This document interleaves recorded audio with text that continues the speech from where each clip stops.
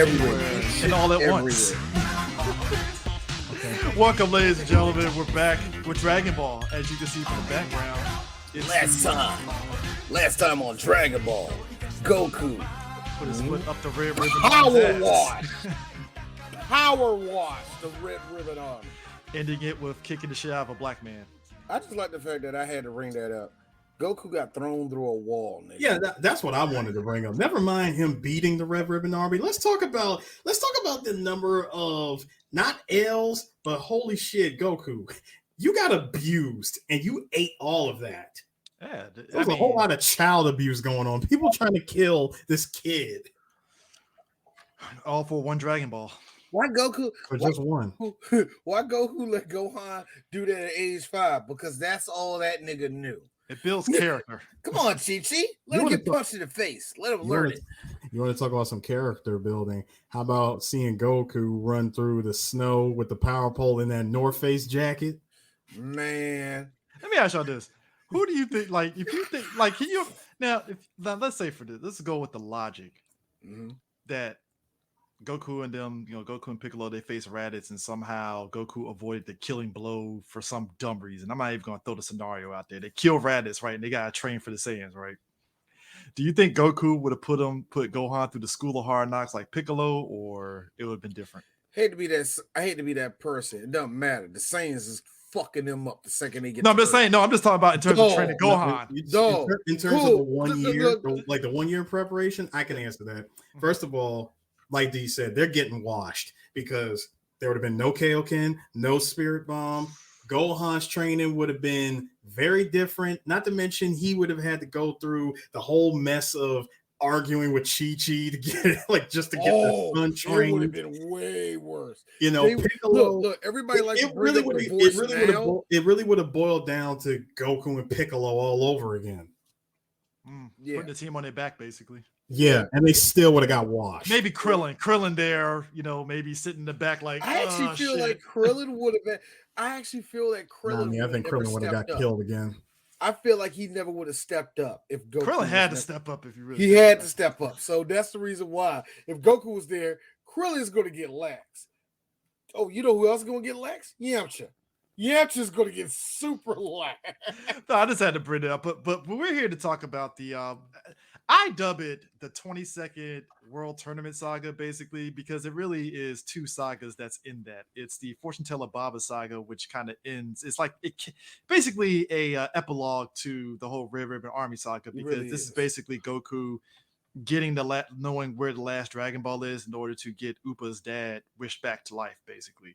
And then the other half of it is basically they dub it the Tienshinhan Saga, but it's really the World Tournament. According to the original lore, it's actually Fortune Teller Baba Saga and Tienshinhan Saga. Now for the Baba Saga, like you said, the book-ended part of the Red Ribbon Army being completely decimated by Goku has one last mission, which is go find the Dragon Balls, as you said, Chris. This is what I would say. This is where things got really interesting. The Baba story. Some people say you can skip it. I say this is actually a entertaining aspect. It is. This is the first time I went through episode by episode with this one. I usually kind of trace through it. Nah, there was some stuff in this thing that I didn't think was there. The whole intrigue of like, you don't know your granddaddy here, do you? Well, I mean, this is where I like the way he did this shit too, man. Like before Dragon Ball Z really went nuts with the whole idea of the other world, which is death and stuff, and people coming back. Dragon Ball teased it because basically the whole Fortune Teller Baba Saga is essentially Fortune Teller putting the Dragon Ball group through a mini tournament in order to get what they need. And Chris, turn to find the actual final Dragon Ball. Hey Chris, can I call it what it really is? It's a Toei Animations version of Game of Death. Yeah, with featuring the Toriyama's version of the Universal Monsters, essentially. Yes, with the Universal Monsters. I love the fact that you can get away with featuring Kazuya from Tekken. The wacky shit in this thing, man. They fought the Invisible Man. And I was like, look at this.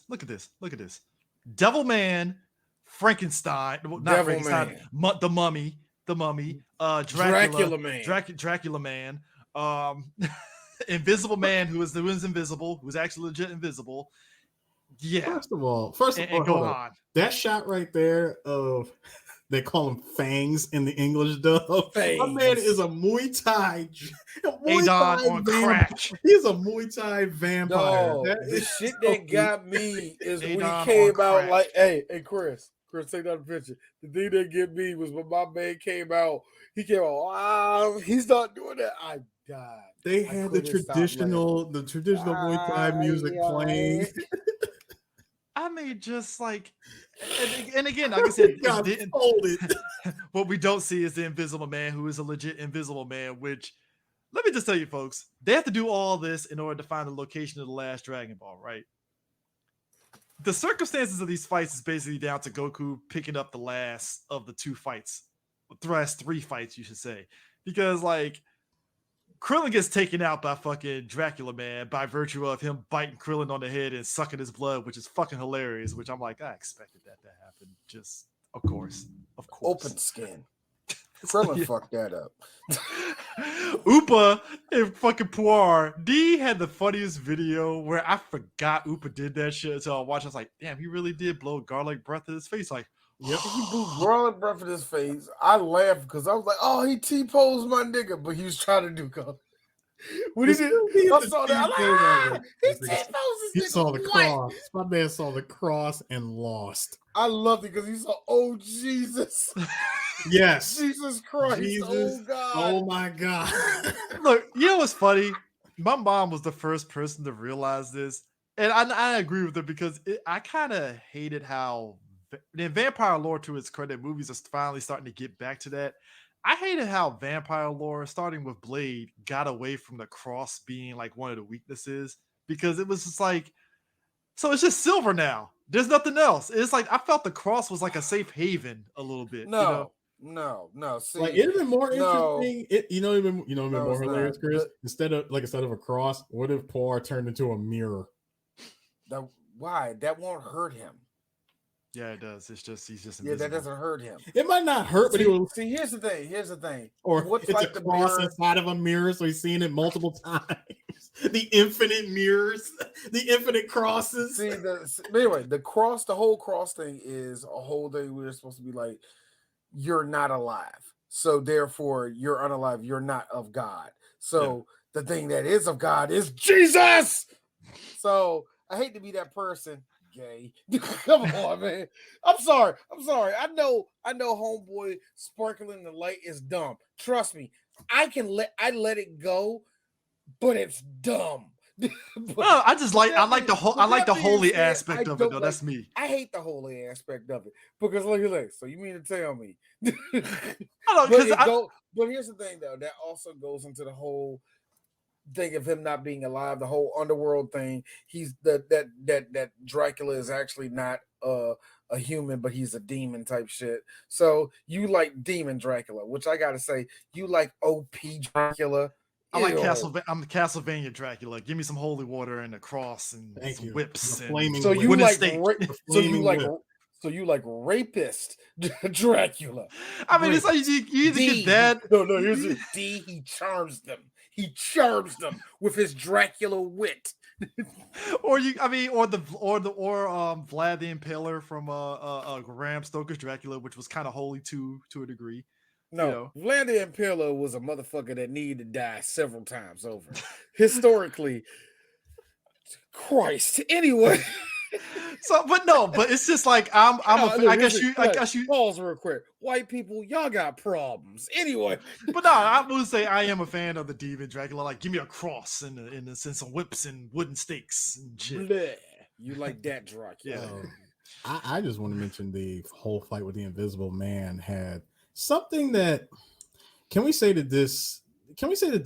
these antics aged well when Goku had to run back and grab freaking Roshi and Bulma and bring them to the fight.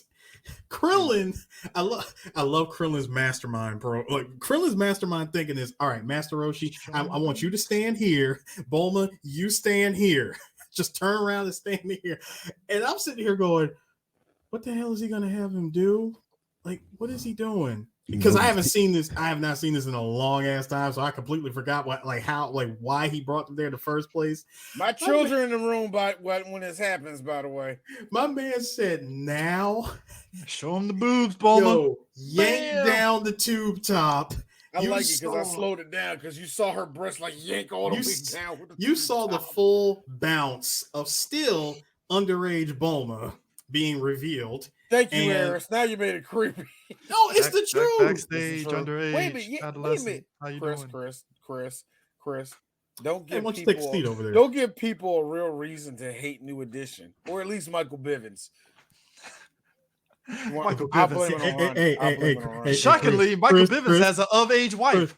Hey, Chris. That's not funny. That doesn't help. That's a straw man argument. You know it. Chris, listen. It was a young girl heartbreak.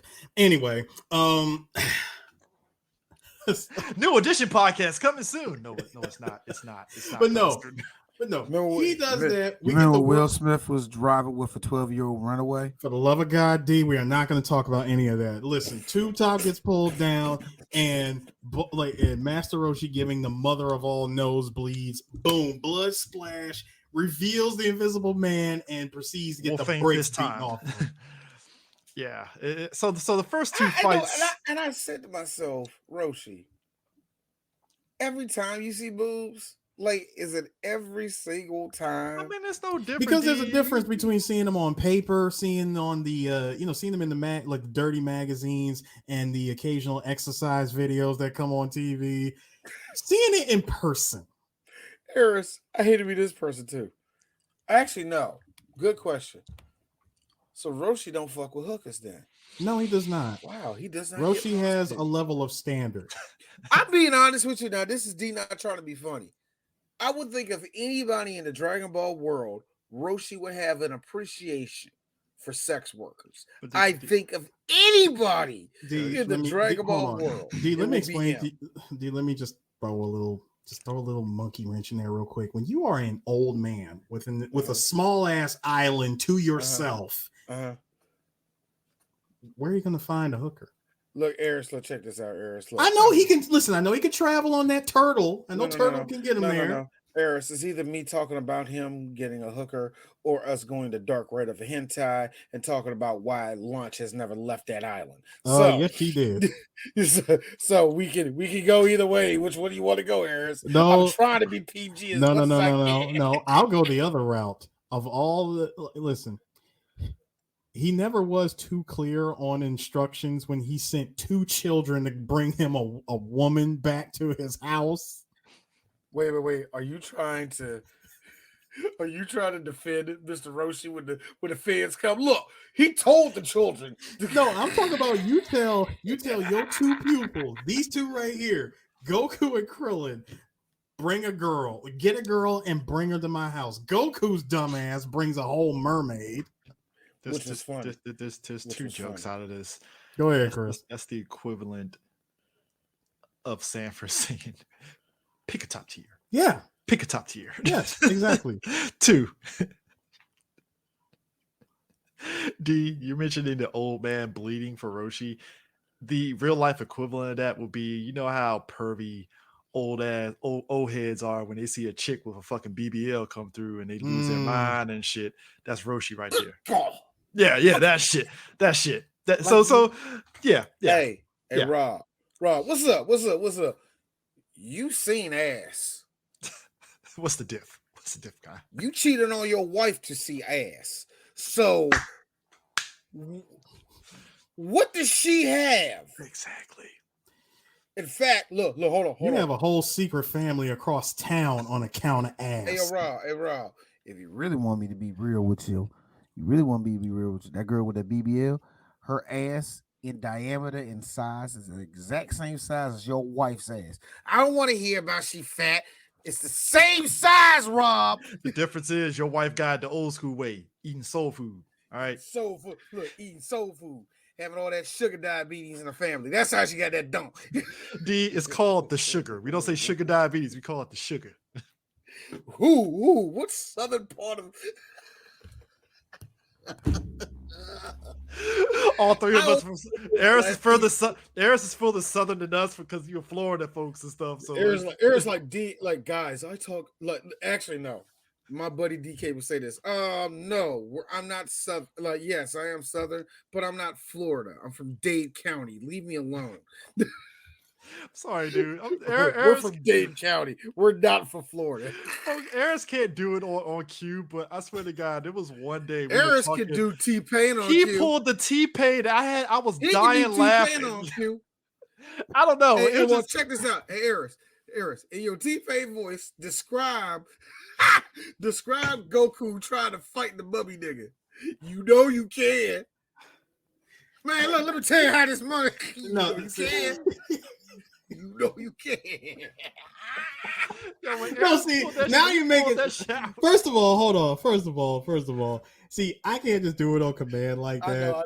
I know. Like, no. Because as much as I want to do it, you telling me to describe that on command is just gonna make me laugh because I'm gonna be thinking about how it's gonna come out. But D, we could do it like Soulja Boy. So then I saw the mummy man came in. Boy. No, because that's what Yamcha did.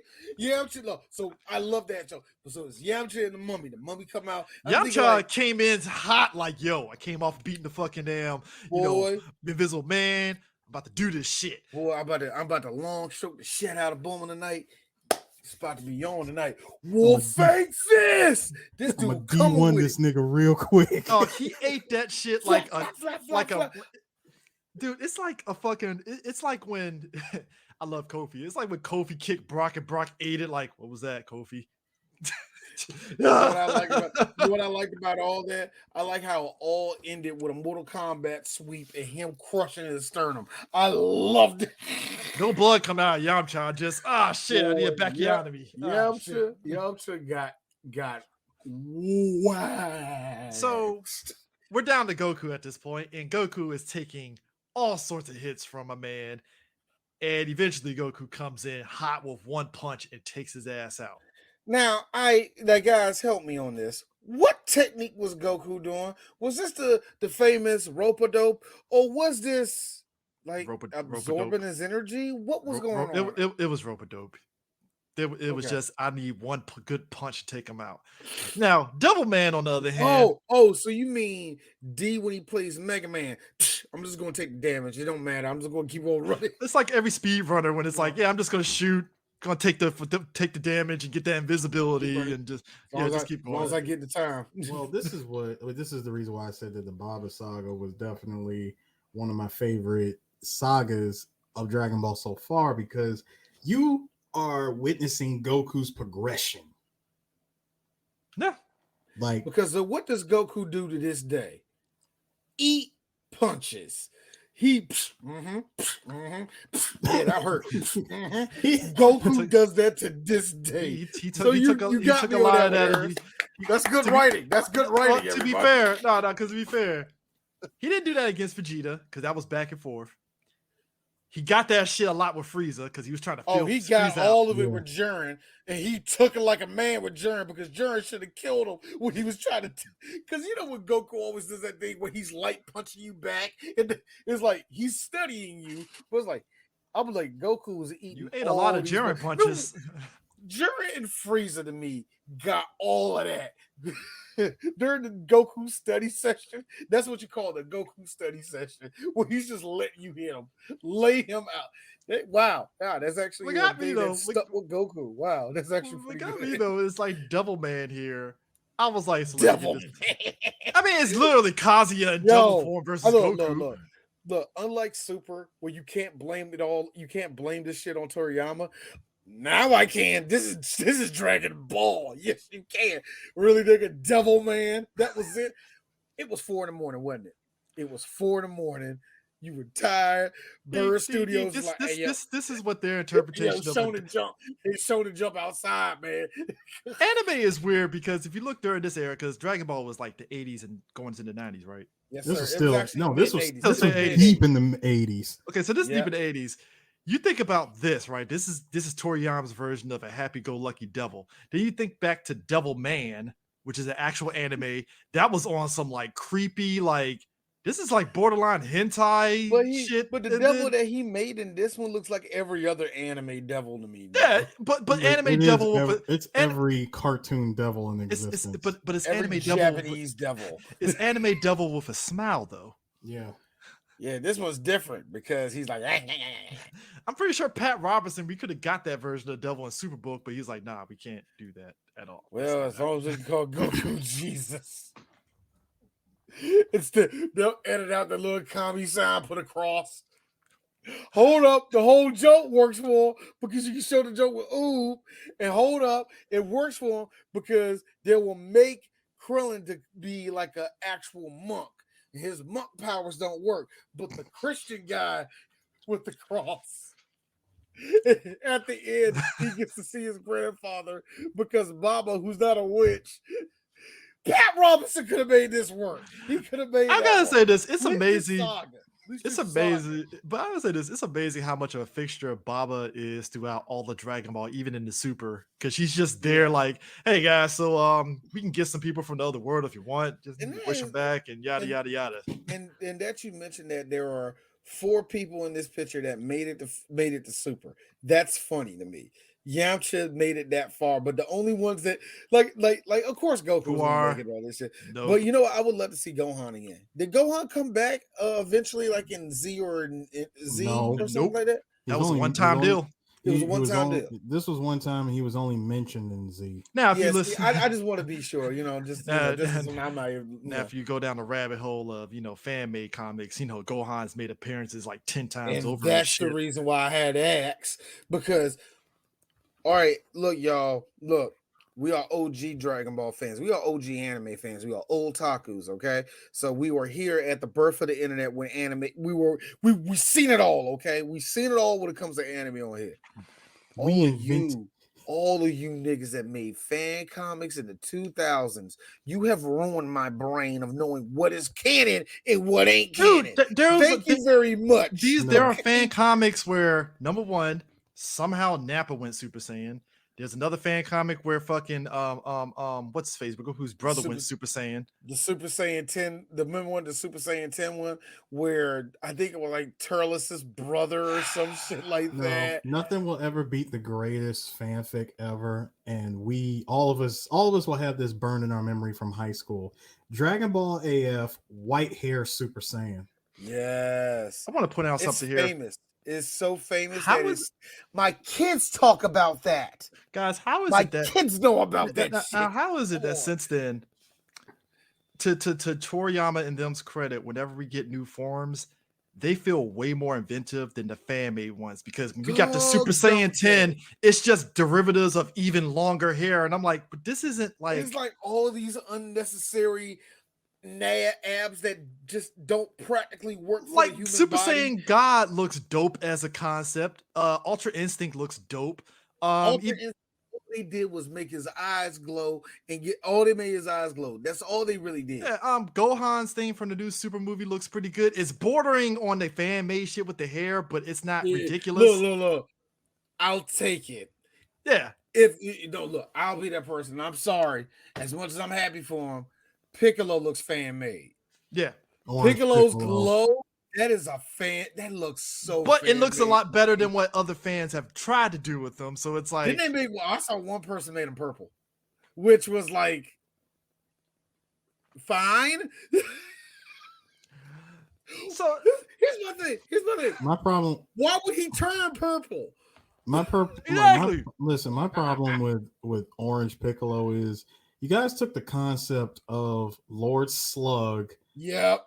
And just went that way with it. You know what I'm saying? That's why I hate it. Reminds me of Lord Slug. And to be fine, and I like the revision of that. It makes sense, but at the same time, it's like orange though. Like, yeah, it's the color. I think it's the color that's fucking me up so no, bad. that's what. I'm sorry. It was the concept of Lord Slug and the Garlic Jr. moment where remember he got all big and shit. Oh, what, the second Garlic Jr. The second one, yeah, the second Garlic Jr. story. Where him and Krillin got jacked up like they hit the roids all of a sudden for no fucking reason. Yes. I would never forget my kids. They just seen Superhero for the second time. This time they saw it in the movie theater. So I get it. I get why he liked it you took more. it for the $3 one? Huh? I didn't take him there, nigga. Anyway, I thought you did. I was like, yo, D's being a good dad. Holy shit. Nigga, I was watching Dragonball all day. I went with them niggas. No. I will say this. I get it, but he's like, oh man, that sail. Don't you dare say it look cool. Don't you dare say it look cool. That was awful. It's a notch above Bio Broly, but that's not saying much. It's still awful. I was like, you did not like it. I thought it was okay. The middle one said that. The kids be kids, D. Huh? The kids be kids. We like stupid stuff. Look, my oldest one, Chris, Donovan. we were kids and we didn't like whatever. Piccolo's super now. We were teenagers. We knew better. We're still kids. I'm gonna say it again because we knew some we niggas did not like Bio Broly back then, and we damn sure didn't like him now. But here's the funny thing. But hold on, to Chris's credit, we still have some niggas in high school that said some stupid shit, and we still have them say some stupid shit today, don't we? That one nigga out there right now that's saying, man, we are going to talk about Tapion, man. He was like one of the best people ever. Listen, I refuse to talk I don't know who Eugene is, but Eugene needs to stop talking. I refuse to spend a moment talking about the second rejected design of Chrono from Chrono Trigger. Okay. I mean, look. If I wanted to get a little, you know what? To me, the Dragon Fist movie came off like the longest fan fiction. I didn't ask. It was a contractually obligated fucking movie. That's all that shit was. It was also the last. It was also the last Dragon Ball movie in theaters. Exactly. It was contractually obligated. Like we need another Dragon Ball movie in theaters. Throw it in there. Toy ain't hanging outside of Akira Toriyama's house with a bat. You know what time it is, son. So here's the thing: Goku fighting Devilman. This nigga throws a Devilman beam, hits Goku, and Goku is like, it was literally the Pokemon. Goku is not affected. Why? Because he's pure of heart. Now you probably say, "How's Goku pure of heart?" When you fall down a ravine when your head is still soft as a baby, you're gonna be pretty pure. Trust me. Also, when a yellow cloud appears, like upon command, and you hop on it and you're able to stay on said cloud, that's also another indication. But I like how Devilman. Come on, y'all. Goku slapped a pussy, and we said, "Oh, he don't know what it is." I just find it funny that we all did that. and the Devilman beam was his trump card, and when it didn't work, it didn't do nothing. He flailed and was like, "Fuck it!" Grabs a weapon. I'm like, "And you are already about to get killed by Goku." I was like, as soon as he grabbed that trident, I was like, "And you're done." He grabbed the trident. I was like, "And somebody said Jackie Chan will never see this chair. I'm swinging at him, coming at him." It's like, yo, I'm just laughing because he was just like, "My beam, it doesn't work." I'm sorry, dog. I just thought of something very scary. According to the writing. I just thought of something very scary.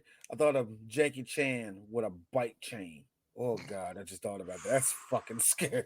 That is like John Wick with a toothpick. I don't want to know. Well, he's technically had a chain before. He did. Which movie was that? It wasn't a bike chain. Was that Project A? No. It wasn't a bike chain, but he did have a chain. It was in Drunken Master, the second one. The second one, he grabbed the chain and defended. Yeah, because the guy did. Oh, was that what? No, that was the T thing where he spat on the thing and and all that shit. Yeah. I'm sorry. I'm sorry, y'all. Rumble in the Bronx is fun for D. No, you said that shit with John Wick. It's just again that meme of, oh man, he don't have no weapon. John Wick picks up a toothpick and all of a sudden it's a Tyler Creator. You saw Tyler Creator. I like the one where it said John. No, I saw where it said John Wick is on a horse, and I just saw the old white guy. Well, I guess I died then. That's what happened in the movie. He got on he used a horse to kill. I will never forget the day the pictures came out. Chris instantly hopped on Instagram. It was one of our big jumps we got on Instagram. Chris said, "This nigga is on a horse. I'm definitely going to the movie." Dude, imagine you're going after John Wick. So he went into a horse stable and manipulated the horse to kick motherfuckers in the face. Like, come on, dog. Again, one of my favorite lines from C-Lab 2021. God damn it! Now you gave the thing. Now the damn thing has wheels.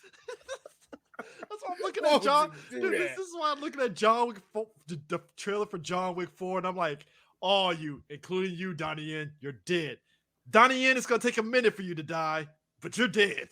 I hope Donnie Yen dies in the most awkward way possible. I hope they piss off Donnie Yen. Ah! His head hits like the desk and it breaks. Like,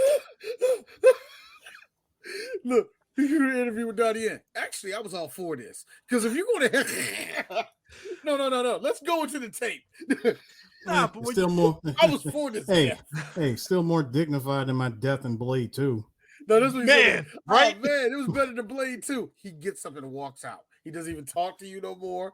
It's like this. Mr. Yen said not to put out that interview. You understand, sir? Here's me. I'm sorry, Eris. I asked your question, Eris. No, be looking at it. I'm sorry, Eris. I asked. You told me to. You told me. Look. We're just sitting there saying, here's me. Chris, point the camera at the nigga. I know he crying. I don't give a fuck. He don't want to maybe ask a question. And I'm gonna say no. As soon as they tell us, he requested not to put that interview out. Here's me.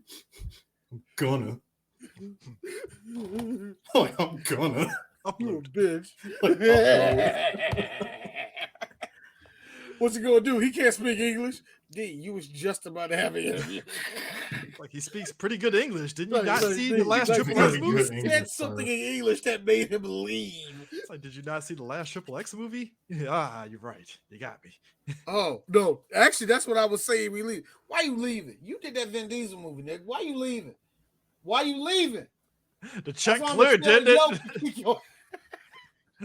The check cleared, didn't it? The Exactly. check cleared. Nah, right. I like how Gohan, though, to his credit, he still teaching Goku. Kept the mask on and dog walked Goku throughout the whole fight because Goku, man. I'm pulled his tail, did everything under the sun, including the Kamehameha. And I think that's, if you were naive enough not to realize it was Gohan, the Kamehameha really much said it all right there. It's like, come on, dog. Like, it's Gohan. Like, I mean, first of all, the biggest dead giveaway was the moment he walked up to Baba and said, listen, I got something I got to ask you. And then seeing Baba's response, where she's like, oh, okay, yeah, y'all can go outside and fight. It's cool. Yeah. I mean, this is equivalent. I knew right away. I'm like, okay, this guy knows Goku. I mean, this is equivalent of like when you watch Captain America Winter Soldier and people are like, who is Winter Soldier? And all of us like, it's Bucky, dog. Like, but you still watch it because you're like, fine, fuck it, whatever, right? It's the same thing here. It's like, well, it's Gohan, but fuck it, let's go with the mystery. Fine, just go along with it. And I mean, to the show's credit, the build up during that fight to where Goku's about ready to light Gohan up, and was like, I tap out. I like how Gohan, how Gohan got that nigga though. Caught Goku midair, like, look, see, this is what you're not about to do to this tail. Whop. I told you about this tail, nigga. Whop. Like, didn't I tell you to do this? Like, shit like, oh no, that's the other one. I thought that was oh man, we need to do a 3BG version of that. It's got to be super wacky. Look, Eris, and to make it look good, we have to be skipping some frames too. To make it look authentic, we have to skip a couple frames of animation to make it look like that shit. Don't laugh. That's what makes it charming. I'm not even laughing. Eris can make that happen. That's little Eris. That's good old cutting corners of the 80s anime. It's like Go-Go 13 shit right there. Oh man, they look. Here's the thing. I know, right? As much as I love Dragon Ball, go to my planet. Here's the thing. I told this to somebody else. Bad animation has always existed in anime.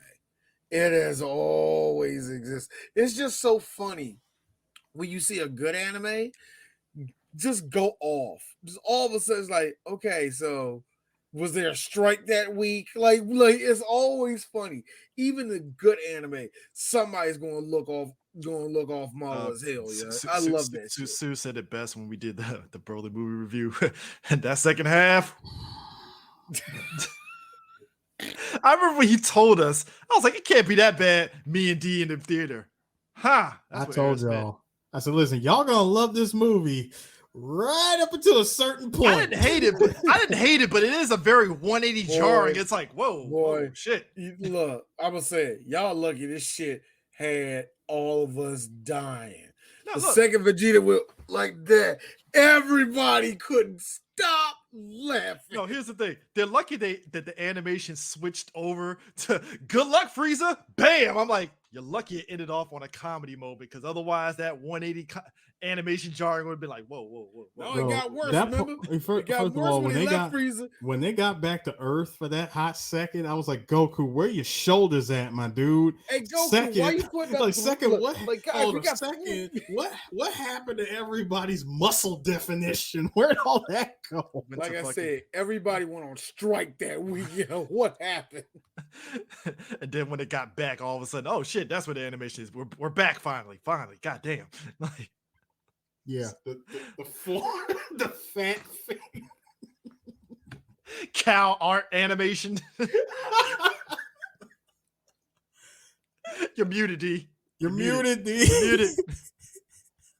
It was face like this, but it animated his hand like this. It made no sense. It's like, why does this look like Teen Titans Go? Why does this look like Thundercats Go animation? What happened? Oh God, that was awful. But nah, Gohan, Goku sees Gohan again and stuff, and he's all happy, which you would like, oh shit, and that's when we realized the rules is basically, which if you're a person that saw DBZ, to DBZ's credit, they did explain the rules there, but in Dragon Ball, the rules is basically Baba can only bring a person back for one day. Yep, 24 hours to be exact. Which is 24 hours and stuff, which is why Goku in the Buu saga, he was at the tournament for one day, and then after he beat Vegeta and then he went Super Saiyan 3, he had to disappear because you expanded yourself past the 24-hour limit. And that's actually no, he didn't expand it. Him going Super Saiyan 3 sped up the time. Yeah. So Dragon Ball, if you knew like us, we saw Dragon Ball coming back, well, I didn't see Dragon Ball until right around the Frieza saga. I went back and watched Dragon Ball, all of it. So the stuff in Buu saga made perfect sense. But if you didn't see it, you'd be like, oh, that's where this originated from. But it's kind of interesting that Dragon Ball never went deeper on the other world stuff past just this arc. It was just something that was there, and that was it. Well, that's mostly because, well, actually, technically, they do it a little bit later in the series. Goku, it's actually during the King Piccolo saga. Goku actually goes into the room of spirit and time. Oh yeah, that does count. Yeah, that does count. I keep forgetting that. I totally. But that's really about it. Yeah. So, but yeah, there's a reunion of sorts, and they finally get to track down the last Dragon Ball to wish back Oob's father. I like it because you do get this one moment with well, we don't get to see it, but this happened. Oh, Gohan. Roshi, how you doing? Hey, Roshi, come here. You didn't tell him he was an alien yet, did you? You didn't do that, right? No, I didn't. All right, cool. Don't tell nobody this shit. Yeah, all right, just making sure. How my son, man? He good. Watch over my grandson. All right. I feel Gohan. He's like, you can tell nobody about that spaceship yet, have you? I feel Gohan was sitting in the cut after Goku got killed after Raditz and was like, ah, shit, Goku's here. Damn, I guess he found out he's an alien now. Ah, well. Well, funny you say that, Chris, because when Goku dies at the beginning of Dragon Ball Z, he never saw his grandfather. I know. That's what I was saying. I feel Gohan was just sitting in the cut watching this all transpire. And Gohan heard about Goku coming up to heaven. He's like, oh, it's going to be great. What do you mean he's going down Snake Way? No, he gets there and he goes to King Yama. That's my Goku. No, he goes to King Yama. Hey, you said my son was coming up here. Ah, yeah, I just sent him down Snake Way to King. Wait, that's all motherfucker. Look, that's King all motherfuckers. I feel we were robbed of fucking King Yama versus Raditz. I put him in my King Yama lock. I say to this day that didn't happen. We were I say the robbed. same thing. That shit never It happened. did not happen. That was Yama, you got like, kicked in the face and you yelled security. Don't start that. That, and we also know that was goofy ass editing. Okay. First off, goofy ass dubbing. First off, D, don't say that because I can see that shit where Yama was feeling himself and then Raditz punched him and it's like, whoa, there, buddy. Raditz hit that nigga with a double Sunday in the fucking mouth. And you security. You know for a fact that was that had to have happened because when we look at the filler arc between the Cell Saga and the Boo Saga, Perfect Cell was at the check-in station. Beat the shit out of those two demons. Causing a whole riot. And he brought back the Ginyu Force. I'm like, wait, why does he have the Ginyu Force? Well, remember the Ginyu Force got kicked down to hell by, Tienshinhan. I know, but I'm saying, what does he need them for? I know, right? He's actually kind of right. What's the point even having a Ginyu? I mean, why are you here? I mean, they're it's like Thanos' his children. It's like that. Hey, go. Do stuff. Do stuff, please. No, Tatsu, go play.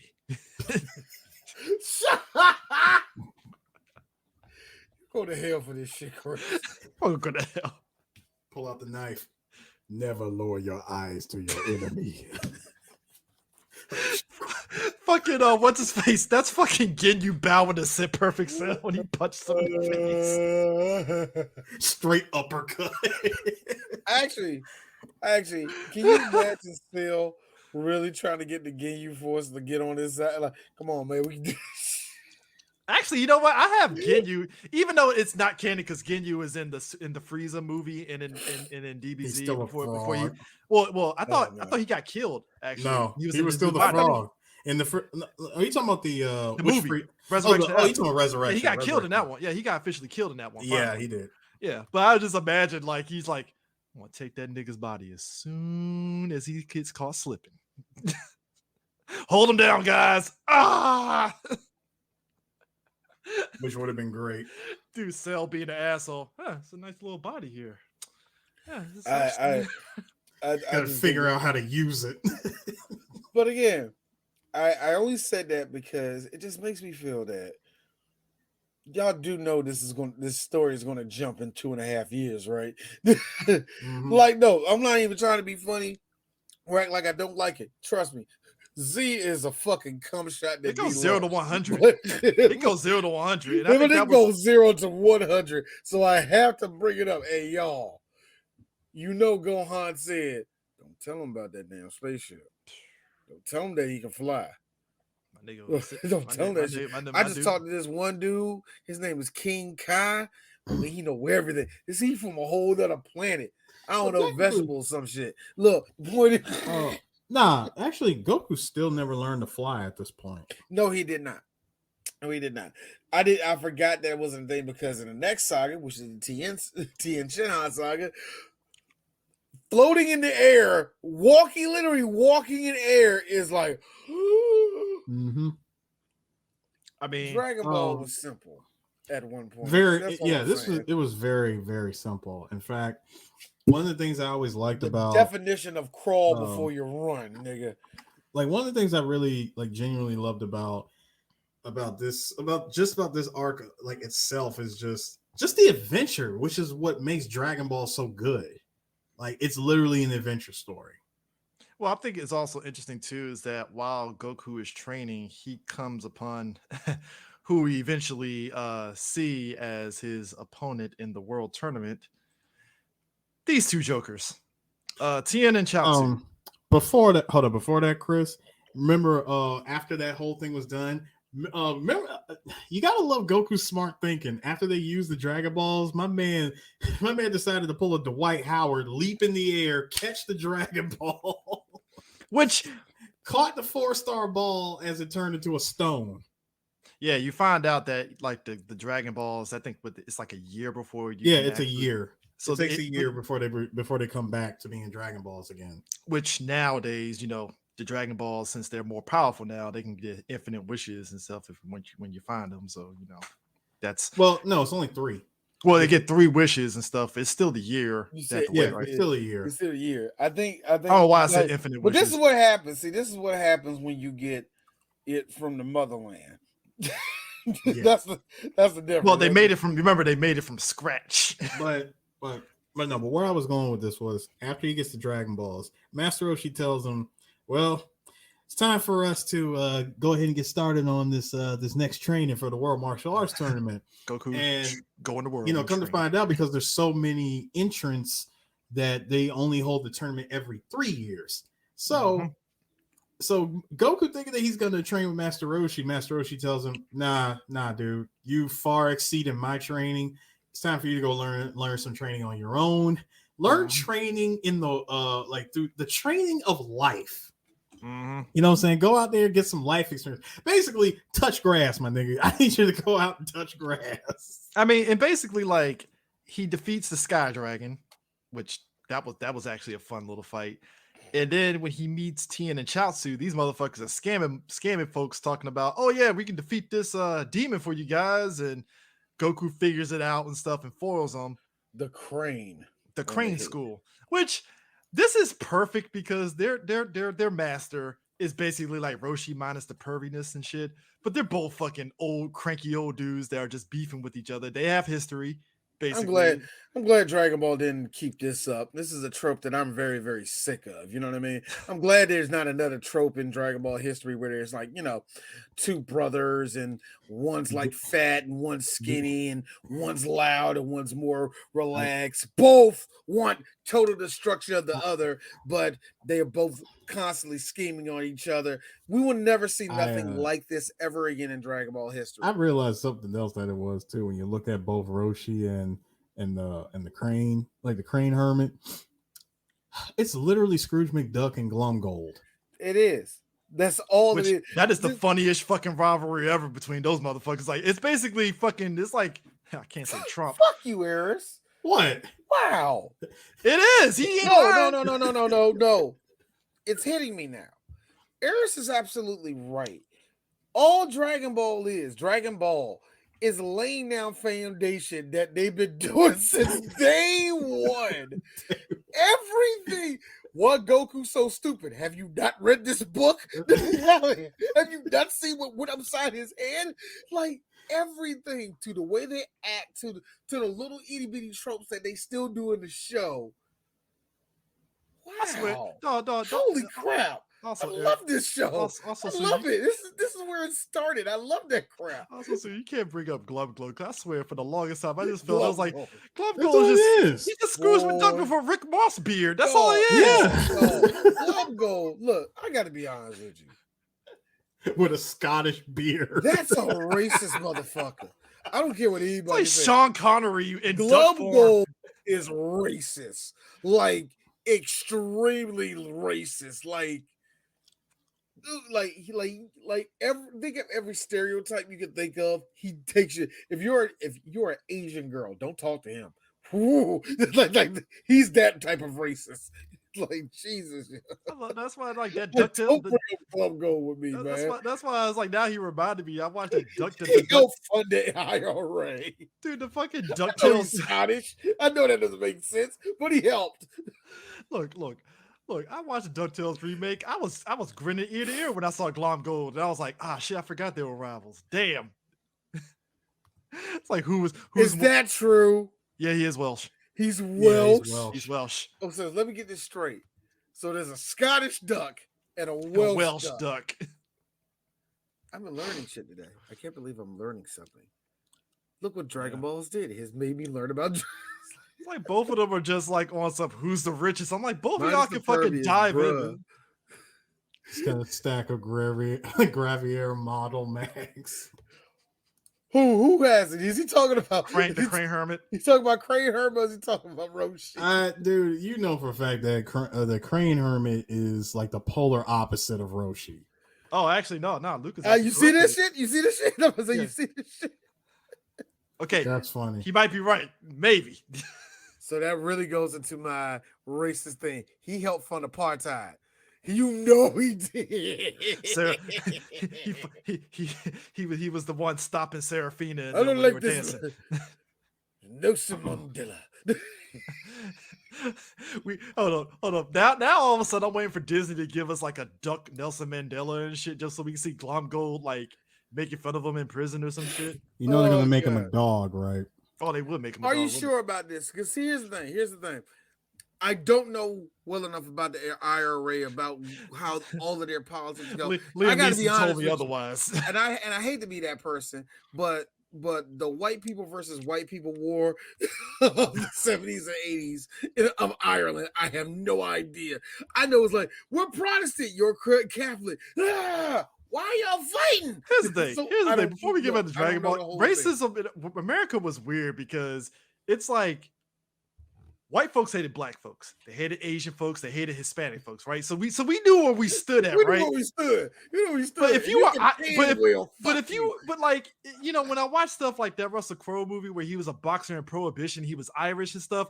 It's weird. If you were white Irish, they hated you, but it was like a different type of hate on some like, I don't like you, I just don't like your accent, but you're white, so I don't really hate you. It was weird.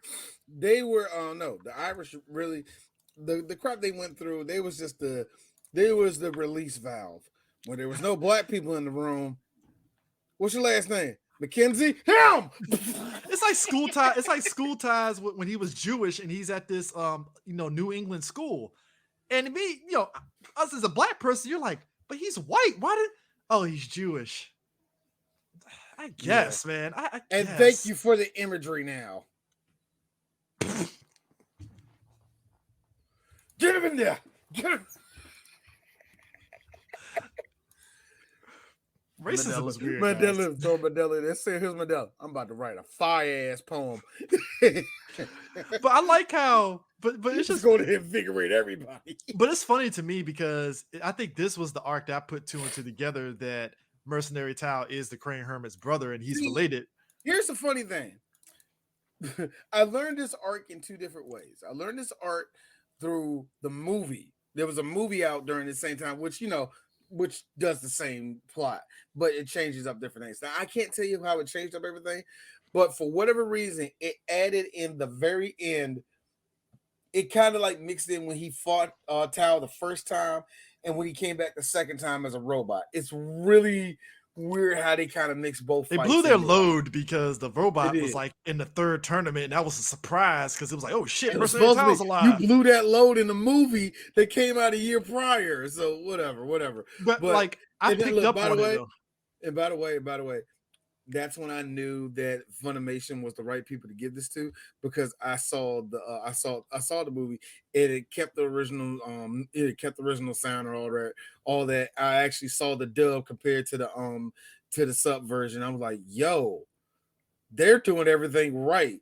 I kind of don't like Stephanie the Dolly like that, but I always had a problem with her voice. But yo, this is a pretty damn good, it's a pretty good dub, man. So yeah, but this tournament arc, I'm after my grandpa's Dragon Ball. I don't hate her. Let me make it real. I just didn't like hearing her as Gohan. I didn't like her as Gohan. Now her as Goku, I actually dig it. It really works for me. So whatever. But like this whole tournament thing, I thought was interesting because it definitely was a step up because every character did step up. But like seeing Tien there, and Tien at this point, he definitely is. Before he was good, this was Tien as a heel. Like this is some Roman Reigns, like fucking acknowledge me. Dude, Tien was training to be an assassin, bruh. This man, like, and you kind of figure if Tien did stay on that path, he would have been on. I feel he definitely would have been way more deadlier than Mercenary Tao. Yes, he would have. I think they had to be. I don't know, man. That's some big shoes to fall right there, sir. Look, queer Eris. You know what? God dang it, I hate it. Yeah. I hate this. What you're doing right now. Look, what we do right now, I have to bring it up because I make fun of all you. What we're doing with General Tao, I get it. What we're doing with Mr. Mercenary Tao, I get it. But here's the difference.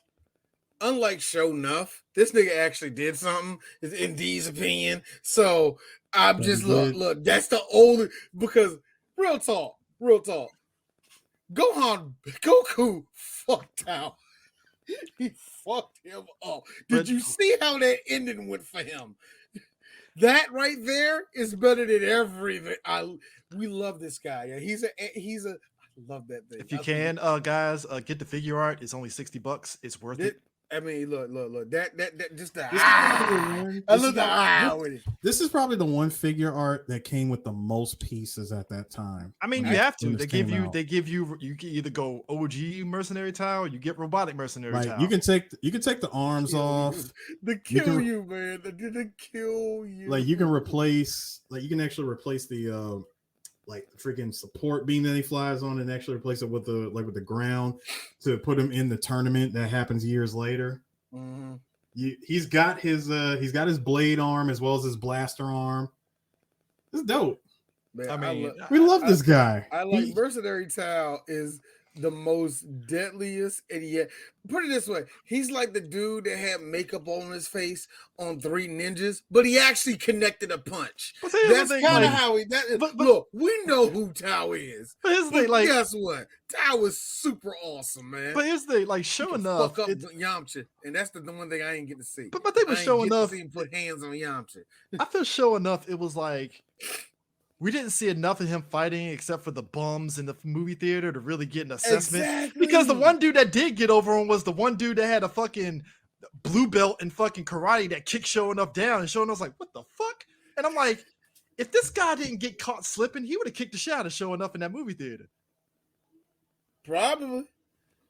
You know what? I don't disagree with that, actually. You know what? Yeah. Because when you look at showing up, I'm like, when he came into Papa Green's Pizza Theater, I was like, I could take show enough.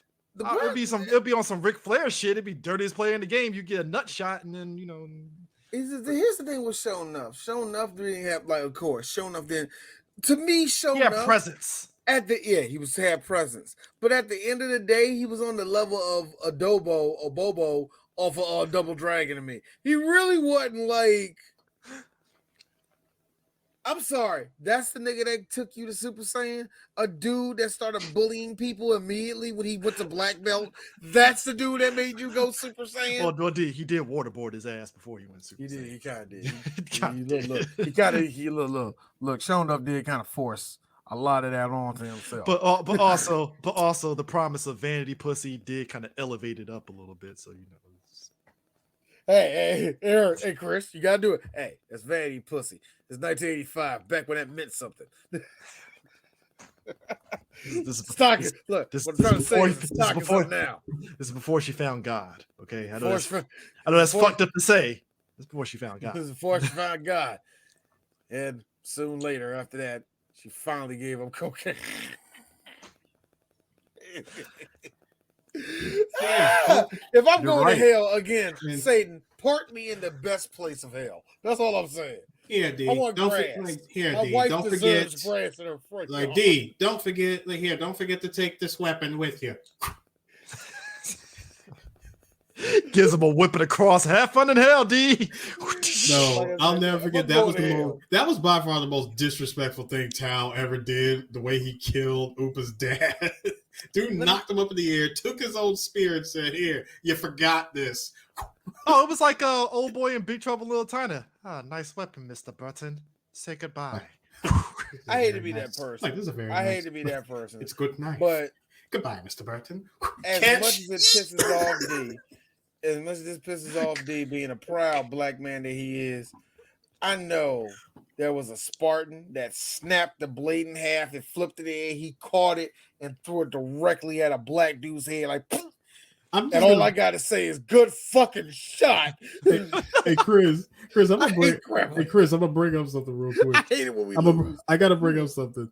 You know, since we flash back into to Mercenary Tao, when Tao thought he was really about to do something, his last ditch effort to Goku by throwing that M80 at him, and Goku, first of all, Goku runs up on him, says, "You forgot your boarding pass," and we get this. I mean, now here's the most disrespectful part. They replayed this part. They did. That's what they several times. Here's my thing. But my thing is this: they played this part so many times. Now here's the thing. I was so mad. Here's the sick part about it, though, right? the Crane Herman saying all this makes me wonder. He's probably the one that had to hear this story from fucking Mercenary Tao as they're patching his ass up and roboticizing his ass, and he has to hear this whole story and shit. And he's fucking doing the Arthur Fist like. So when you go to that tournament, don't act like you don't know I'm alive. Just like, oh shit, I died. I gotta be honest with you, brother. You have no eye sockets right now. Well, no, wait, hold scary. on. Yes, you look scary. Wait, I was like, Chris, Crane. I mean, the Crane Hermit. It was a both Crane Hermit and Tien. They had no idea that Tao was dead. That's why I said. That's why I phrased it that way. So when it happened, like, wait a minute, he's dead. Here's Crane Hermit. Oh no, my brother, no. They really had no idea. See, Mac knows me so well, though. He knows me so well. Pocket sand all day. Pocket sand, no jutsu. Shisha. Look, okay. Much like General Tao, that was it. But here's the difference. Tao ain't stupid. No, drop a bomb on their ass. A little bit of C4 ain't hurt nobody except the nigga I wanted to kill. So napalm, sir. Napalm. Little napalm. And then when things get too hot, you grab a support beam, pick it up, yeet it, jump on it, and go away. But guys, continuing on. I'm sorry, real quick. Speaking about yeeting it, when I was looking at this at work, right? One of my guys at my job was looking like, "Hey, yo, yeah, this is Dragonball. Yeah. Like, what you looking at? I'm looking at Tien saga. Yeah. Oh, that's cool." Got quiet. You know who was my nigga though? Mercenary Tao. I'm like, yes. But my thing is this. Yeah, go ahead. Dragon Ball. I think we've talked about this before. Every once in a while, we get randomness, and you tend to forget that these people exist. Random animals. Man wolf. But anthropomorphic animals, period, exist in Dragon Ball. It's like we're consistently reminded of that. That's why it like when I look at Super and Goku them were fighting all like the wolf people and all that stuff, I was like, well, this is a regular shit in their world. So exactly. Again. So hang on. Hang on, gentlemen, hang on. First of all, that fight between Man Wolf and Roshi, first of all, that was the longest setup ever. It really was. It was 3 to 4 episodes to finally get to the root of the problem. Yes, Roshi took out the moon. Man Wolf just happened to be in wolf form, so he's stuck in that form forever. The two of them fight. It's the goofiest fight ever. He hypnotizes him. Hold on. He hypnotizes him. Hold on. Says, blames Roshi. No. Blames Roshi because all the girls say I'm too hairy, and Roshi go, "Why don't you get a hairy girl? I don't want no hairy girl. I want a normal girl." That sounds like that's your problem. No, hold on. So he tries to hypnotize him by using the back of Krillin's head into thinking that it's the full moon. Dude, this is the goofiest shit ever. He goes from Man Wolf, gets cured, and he turns back into human form, looks at Roshi like this. I can go talk to women again. What?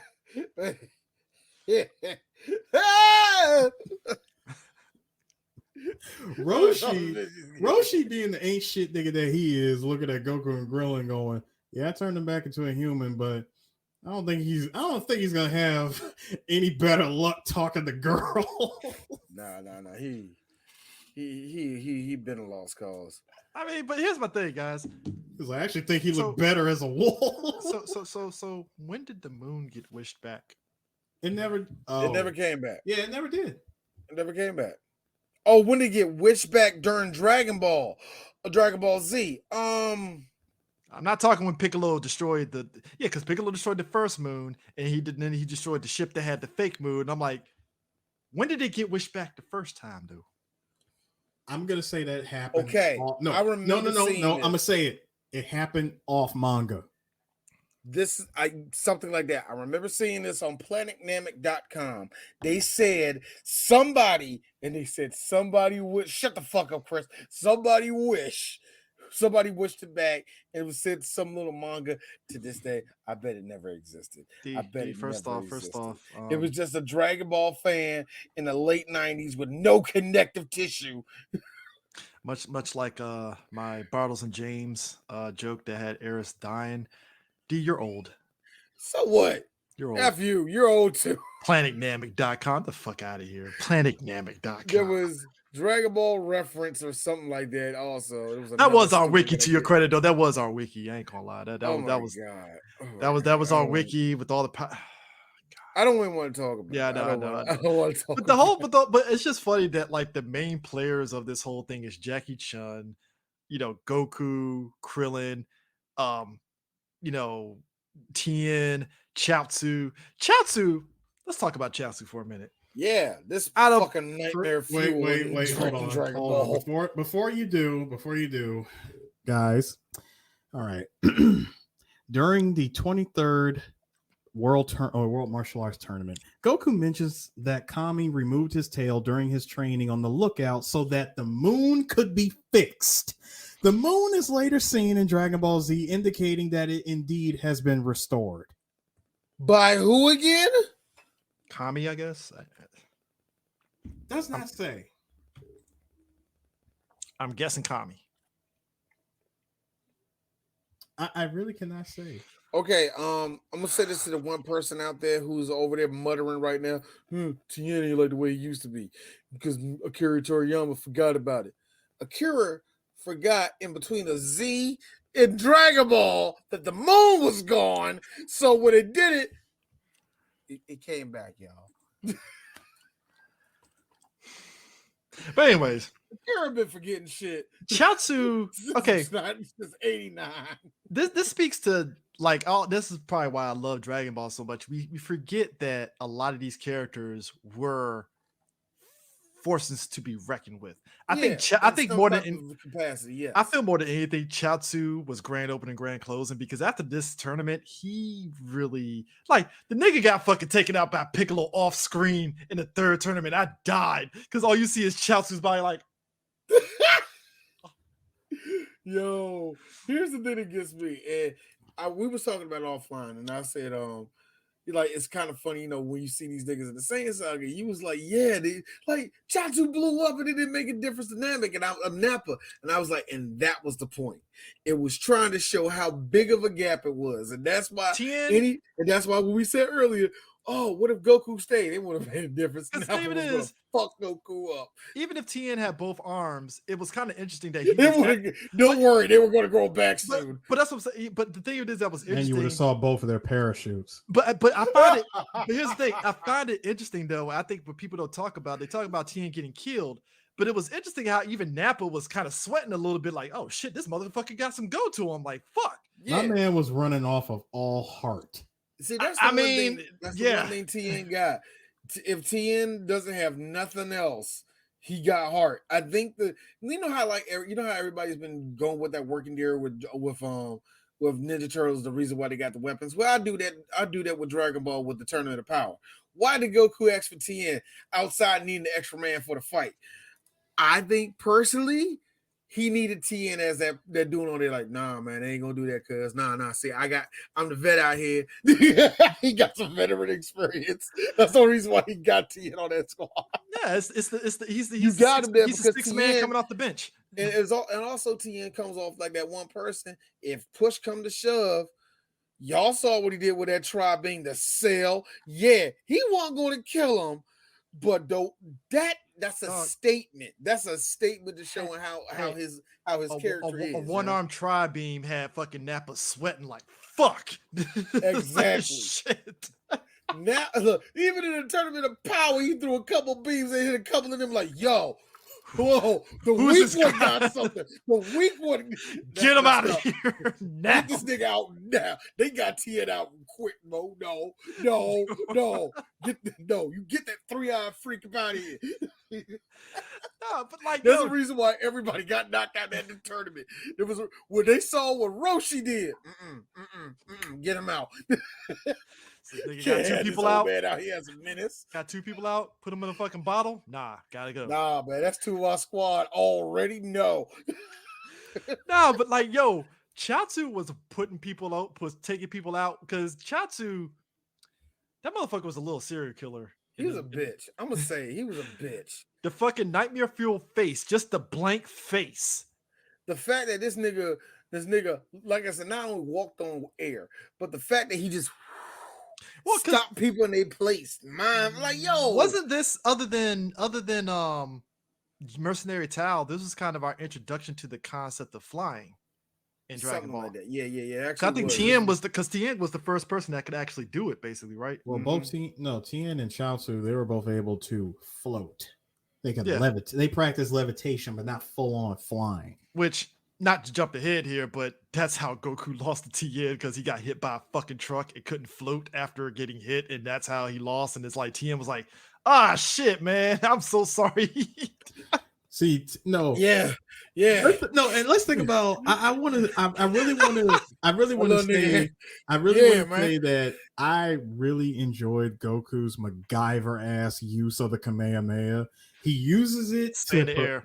Like, he'll use it to stay in the air. He'll use it to launch himself. He'll use it to avoid falling out of the ring. It's a smart play. It's a very smart play. Use it to open up that beer can at one time. Here's the even better one. Here's the even better one. When both him and Tien are in the air, he launches himself at Tien, straight headbutt.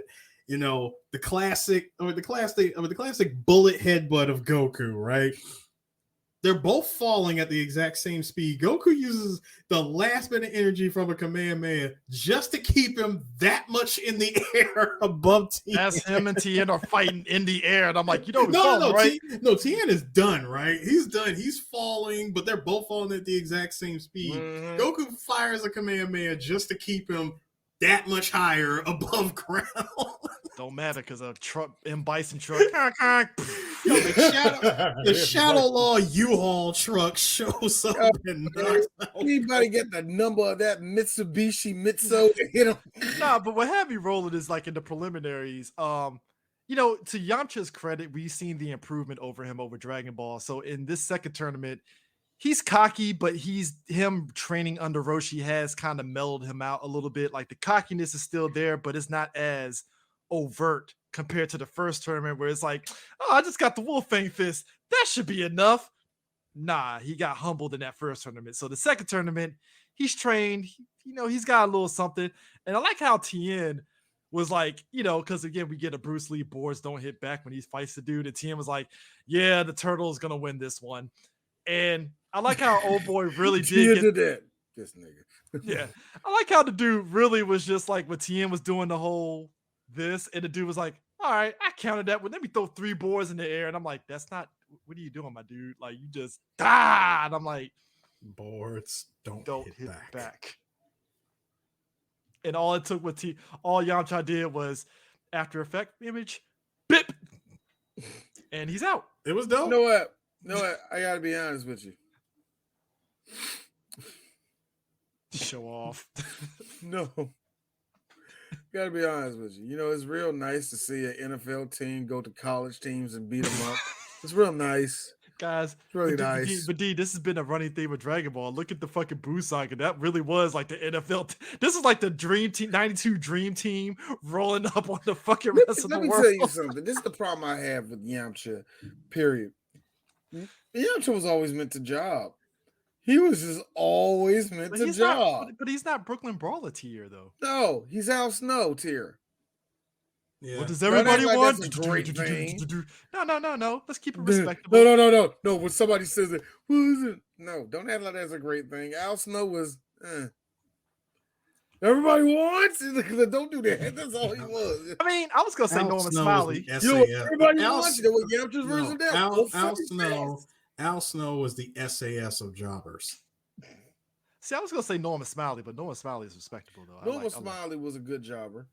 He was a good jobber. But he was a good wrestler. He'll surprise you a couple of times. Like, oh shit. No. We said the word. He was actually a great jobber. That's what he was.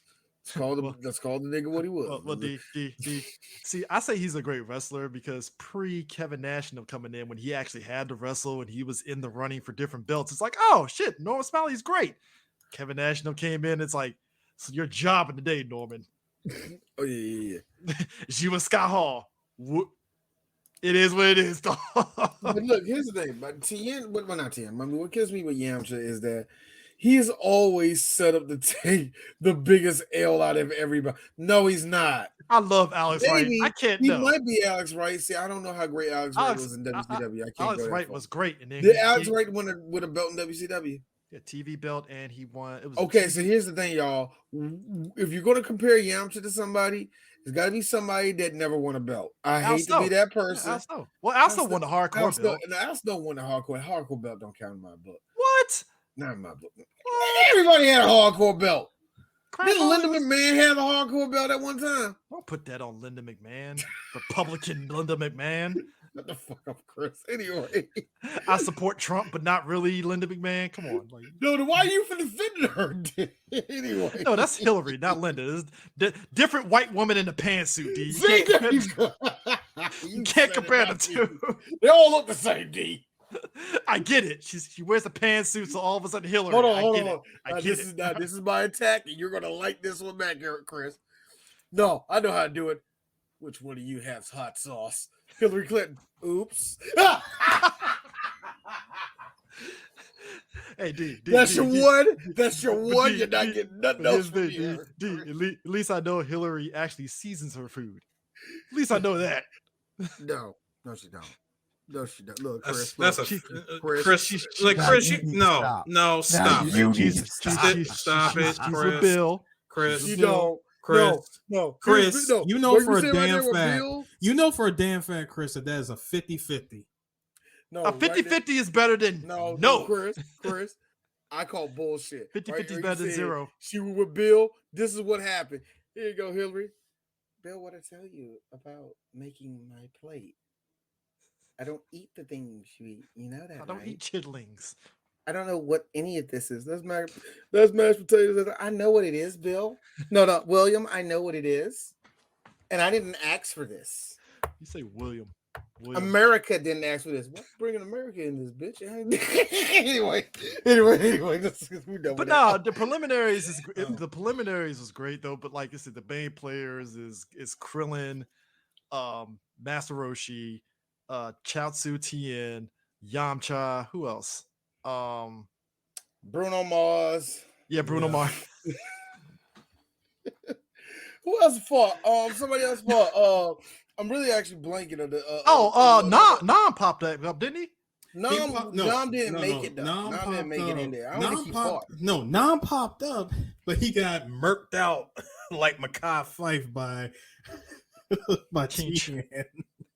He's like, hey, shit, it's Nam. Let's root for Nam. Bip. Hey, no. Sorry, Nam. So I do. I gotta tell you, one of the cool. This is one of the reasons why Tien is awesome. Tien as a character, his design actually comes from Erlong Shen. This is this is actually a god character. Yeah, the divine immortal of purity and decency and has been in Journey to the West. Yep. Who has fought Goku, the Monkey King. Yeah. Oh, yeah. Also, Goku beats King Chopper. Yeah, he does beat King Chopper. AKA, as you said, Bruno Mars. It's King Chopper. Yeah. Who, by the way, it's funny, off like between Dragon Ball and DBZ, King Chopper has accumulated some wins afterwards, which I'm like, well, of course, because Goku went home to be a family man, so your rival's off the table at this point. Do something, man. He's gonna do something. But it's like King Chopper and Mr. Satan are like two guys that just caked up on wins in the world tournament. What's up, dude? But Aries, I have, but real quick, mentioning Journey to the West and all the rest of that. Everybody, if you don't know, that's pretty much a lot of the influence of Dragon Ball came from the story anyway. Mm-hmm. And I'm just actually very impressed, Aries, that you actually broke out a character, the actual name and all that. So you get my approval. You know that, right? Well, I appreciate that.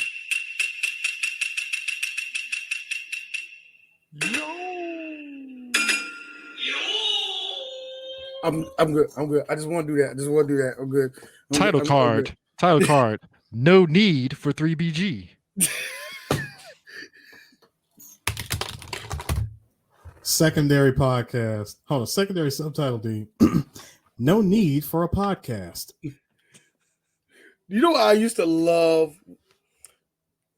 Tenchi. Do do do do do do do do do.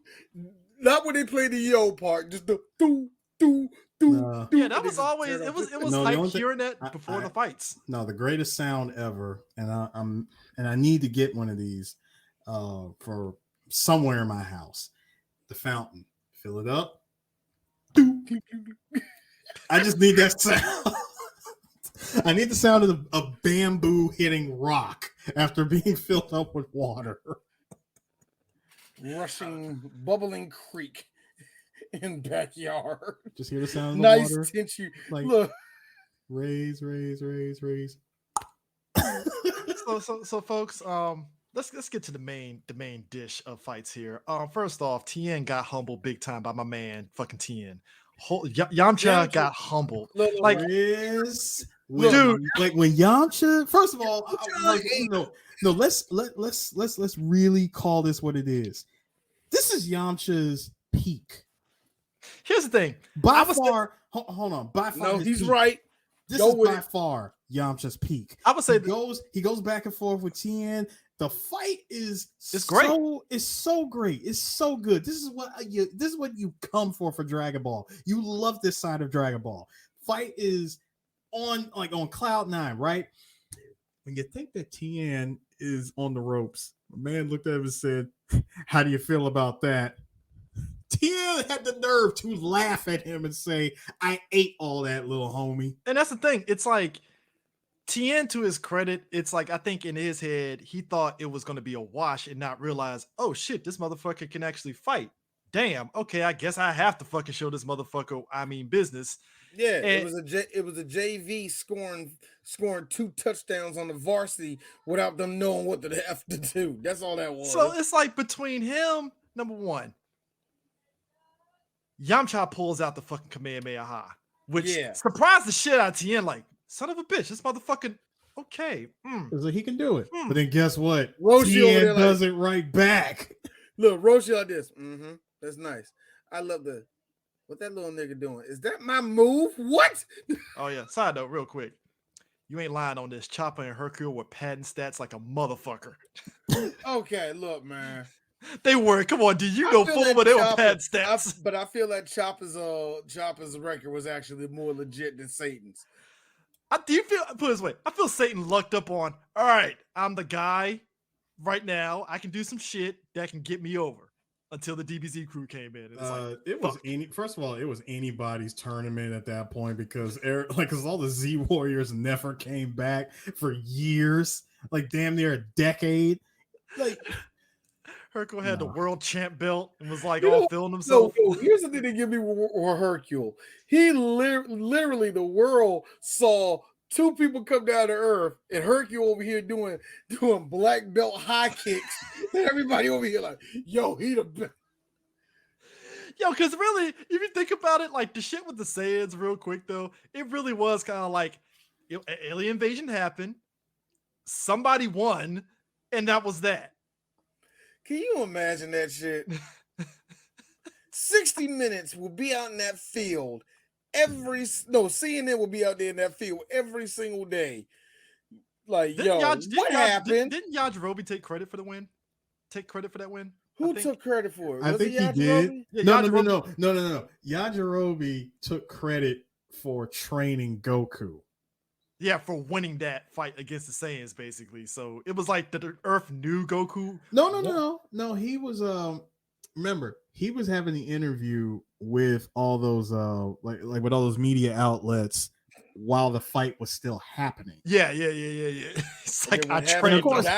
Now, of course, all that was bullshit filler. So technically, it doesn't. But I'm saying, but the Earth doesn't know that. So as far as they know, it's like here's the thing that gets me. And as far as you know, too bad. As far as you know, guys, too bad it was Sunday. Those buildings would have been filled up by tomorrow. Here's the problem. It falls into the same trope that Dragon Ball always had. Akira, did you forget that happened? Mm-hmm. No. But of course not. Are you sure? I feel that Akira, that just shows me, this saga has showed me Akira really always just forgot shit. That was not just like, oh man, how can you forget that character? This nigga has always done this. But I laugh though because Tien literally does It's like, that was a nice Kamehameha. So check this out, son. So I'm gonna break your leg, I'm gonna break your arm, and you out. Look, man, ready? look. Bip bip. Oh shit. No, it was like this. It was like no. It's winky time now. It's broke that motherfucker's leg clean. Inches of fun being clean, you right clean, now. clean leg break. Boba, do you need to see it? Dog, I like how the Crane Hermit was from above. And look, Crane Hermit, if this was wrestling, he was Paul Heyman and Tien was his Brock Lesnar. He was just like, yes. You my boy yes. did. That little motherfucker ain't gonna be breathing right. My nigga was antagonizing. Yo, I just love how Crane Hermit the whole time was antagonizing Roshi. Like, my student is better than your student. So, and I have to explain this to a lot of you Yamcha fans that what the response to be. Hey, D, Yamcha was a little bit good in Dragonball and all that, and we just seen what happened. But don't worry, y'all. Don't worry. See, Yamu-chan then does the thing he does best. Lay down in the hospital bed for the remainder. That's the one thing Yamcha does best, recovery time.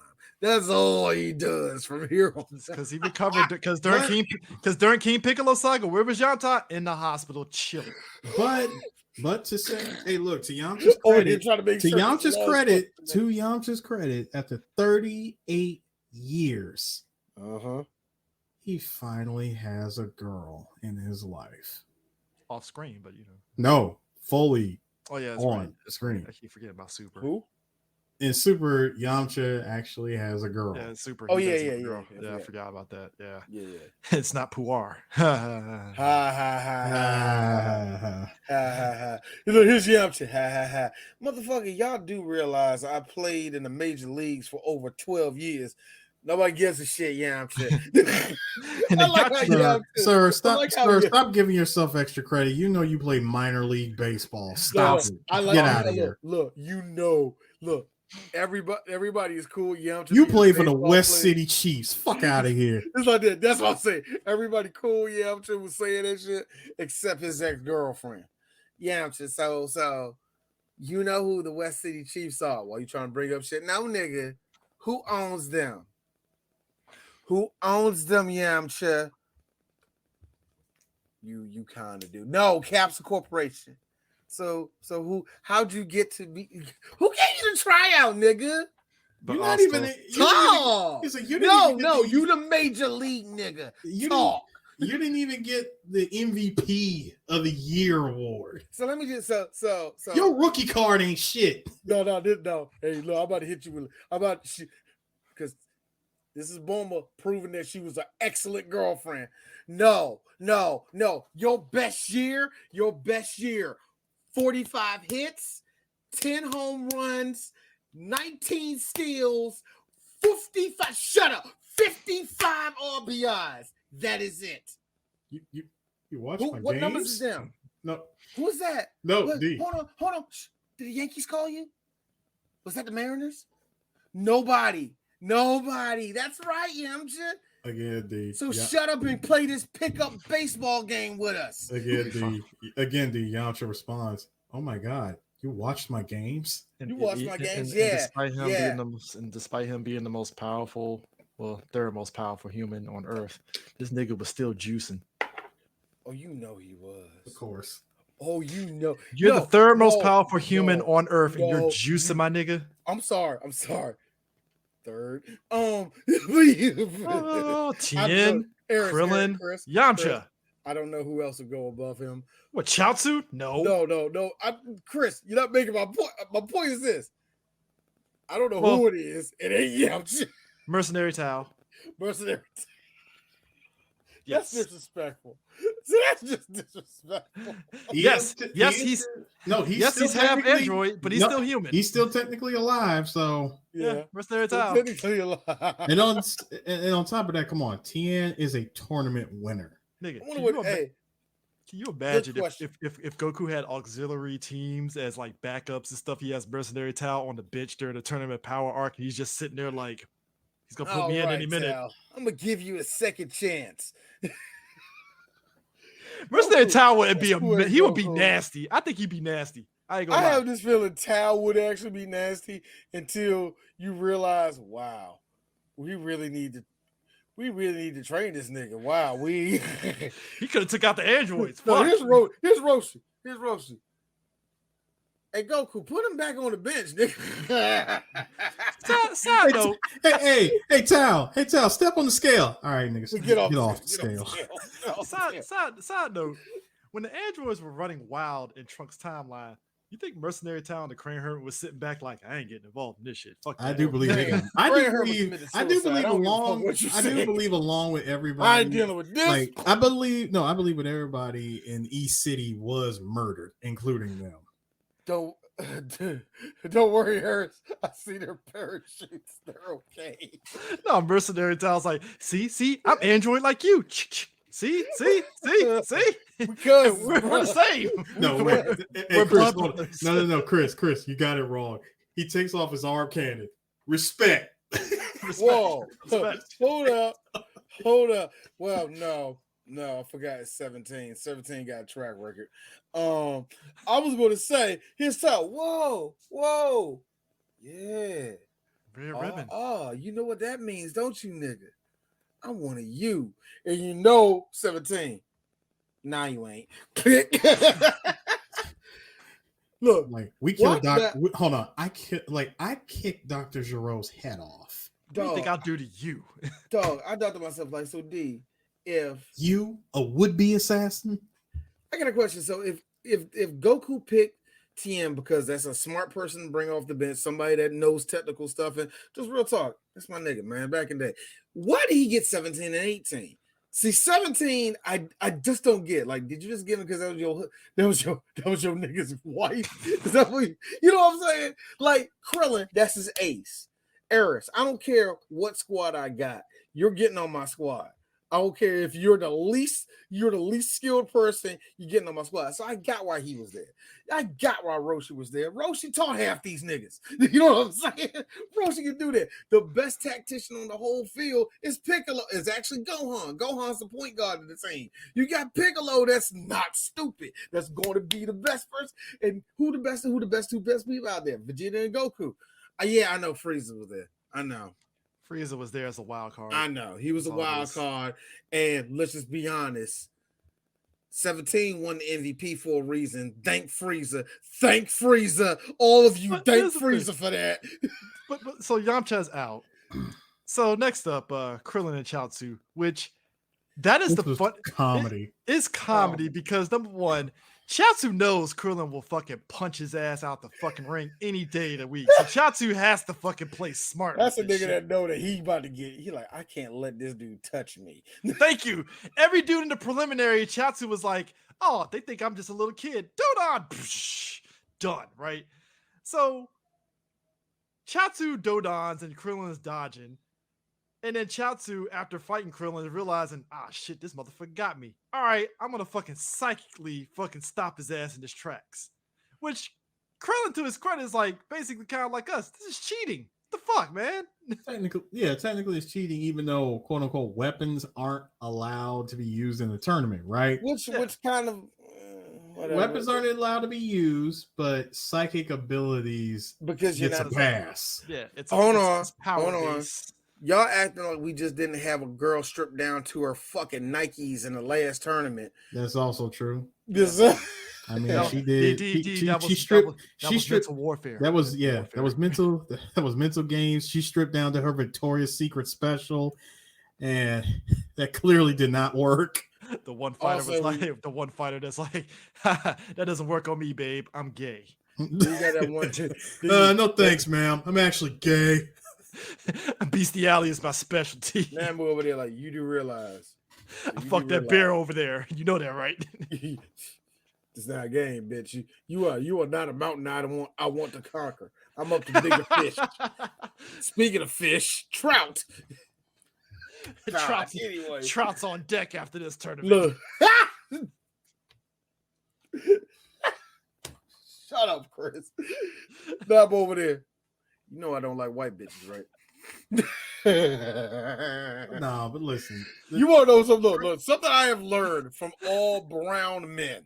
If a brown dude doesn't like a white girl, you in trouble. He don't like her. So get this. Krillin comes up with the ingenious plan of, wait a minute, he's got to use his hands to use that attack on me. Math. I got this. Yo, what's 9 + 1? And he literally starts. Hate to say this. Chaozu turned into a dumb nigga that counts on his hands. Still. I mean, no, that's what made it so funny. I like how he said, "Oh shit, that's a good one." I ain't gonna lie. There was a kid in 8th grade that was like that. And look, we're kids, we're assholes. There was some other kids that were making fun of him for counting like that. And I was like, dog, that's fucked up, man. Like, you see him struggling, counting, like, don't do that to him. Okay, Don't do that to him. I never took part in those dumping on a kid like that because it happened to me as a kid. I will say this. I missed out on some pure comedy gold because you ever want to see in somebody what you did, Chris, didn't make it better, but you were, come on, man. Come on, man. Y'all need to go ahead. It's like, y'all messed up, man. Y'all assholes. Chris, I got to be honest with you. You didn't make it better for it. No, because you know how like you want to hold in laughter because here's the thing. Look, we were kids. We were assholes to other kids. All right, this is how it is. But like, here's the thing: the Jonah. But like, if you grew up in PG County, it's black schools. The Joan jokes were like on 10. That's why I hate everything. I'm trying not to laugh and tell them not to make fun of them because I'm holding in because the jokes were funny and like, come on, man, don't do that to them. Please don't do that to them. Because look, here's the thing. I knew how to jump very quickly, and when I got my ass kicked all the time in the 6th grade because obviously I wasn't popular enough or funny enough or whatever. And I didn't say nothing until I got to Crossland, and I realized I'm funny as fuck. Jonan would save lives. Do you know me sitting on my hands for 4 years taking mental, physical punishment and bullying has created a treasure trove up in here, nigga. There's still shit I'm pulling out from the 9th grade when it comes to jokes. Yo, Krillin really caught this nigga slipping on fucking counting numbers, and that was his downfall. Which was the best part? What's 26 + 13? And that was it. Bam, smack. He's out of here. Yo, he went from level 5 math to level 1 in one hit. What's 26 + 13? What's 9 - 1? The thing I liked how he kicked him out and his eyes were complete white. And then he says, 9 - 1 is 8. Ding. I'm like, but Krillin, you didn't answer what 26 + 13 was. Yeah. I'm not a mystery here. No, Chris. That was the whole point of that math question. That math question was a decoy, my nigga. He was never meant to answer that. Also, best part of all this. A whole episode later, Crane Herman like, I can't believe this is happening. Chaozu behind him. 4, 5, 6. Stop doing that. Counting. Just stop counting. Oh, hold on. It's just time elapsed, and he's still over there like, No, D. Here's the best one. This is the best one. Because the joke turned back on Krillin when they were in the backstage area. Yeah. Here comes Bulma. Okay. What's 9,560? What's 967 million plus 128,637,000? So I got a question, Bulma. Is your dad still price fixing all the? No. See, what I loved about that was I thought that was just a bullshit math question that Bulma threw out there, but she legit answered that question like that. I mean, you're a daughter of a mathematician. You better fucking know that answer. I mean, you're the daughter of Bird Studios equivalent of Microsoft. Okay? You are literally working for Google if they wanted it their way. Here's the thing. My man just built the fact that number one, and I think we talked about this, the fact that Boba's dad, number one, knew about the red ribbon artistry and just said, this is very inferior, but sure. I mean, I could have built better, but I mean, listen. I clearly made I clearly made the iPod. I clearly made the iPod here and red ribbon. Ooh, what's that? A Zune. Oh, that thing's gonna be around forever. I'm sure. I actually, be honest with you, when Dr. Brief saw that motherfucking time machine, ping! I don't care. No, you deal with it, Boomer. You rebuild this shit. I ain't rebuilding it. Boy, that's a wrench that went flying in the air, and the cat too. But fuck off. But dog, let's get to these other probably. I'm sorry. We're stopping a lot. We're wrapping it up. But Roshi versus Tien was great because Roshi went into that fight. He knows full and well. Number one, I don't think he intended to beat Tien. It was more so filling out Tien and kind of like, because at the end of the day, Tien, despite him being under Crane Hermit, he knows Tien had good intentions. He knows there's something in Tien that like he can nurture that into something that could really work, which is the one thing that's another thing that is stuck in Dragon Ball. Goku got that from somebody.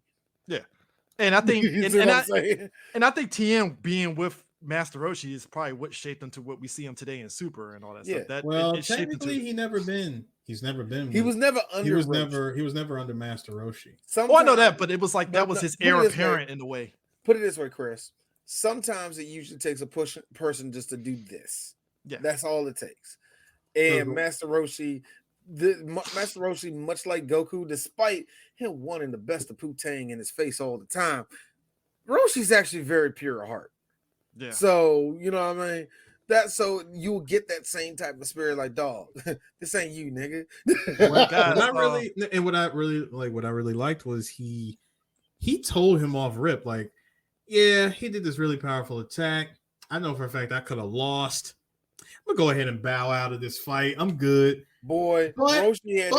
But the fight between Tien and Jackie Chun, that was a really good fight. That was nice.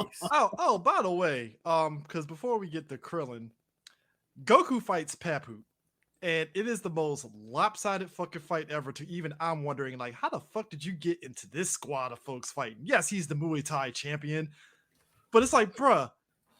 Goku hit KO'd your ass. No, he did, but Chris, remember, he didn't fight Goku in pools. I know, but still, it's like think about it. That's a good one. Think about it. His pool was like pretty zero easy. Challenges. Pretty easy. It was just like, all right, I got through it all. I'm sure. Bip. That dude. My man ice skated through. He ice skated through his pools. Okay, got to the preliminaries. Yeah, I think. Hold on. He got to the preliminaries. He got to the preliminaries, and just a bead of sweat came out. It wasn't until we got the top 8. Yeah. And even then, he thought he was going to do something against Goku because, little kid, no, you got pieced out in one hit. Look, man, look. He thought he was playing Super Turbo, and nobody was going to be on it. I mean, yeah. That nigga got all of his solar plexus caved in by 40s. That's all, man. Now, you know what's also good though? I loved how we got part 2 of Goku versus Krillin. And it was a good damn match. That was a really good fight.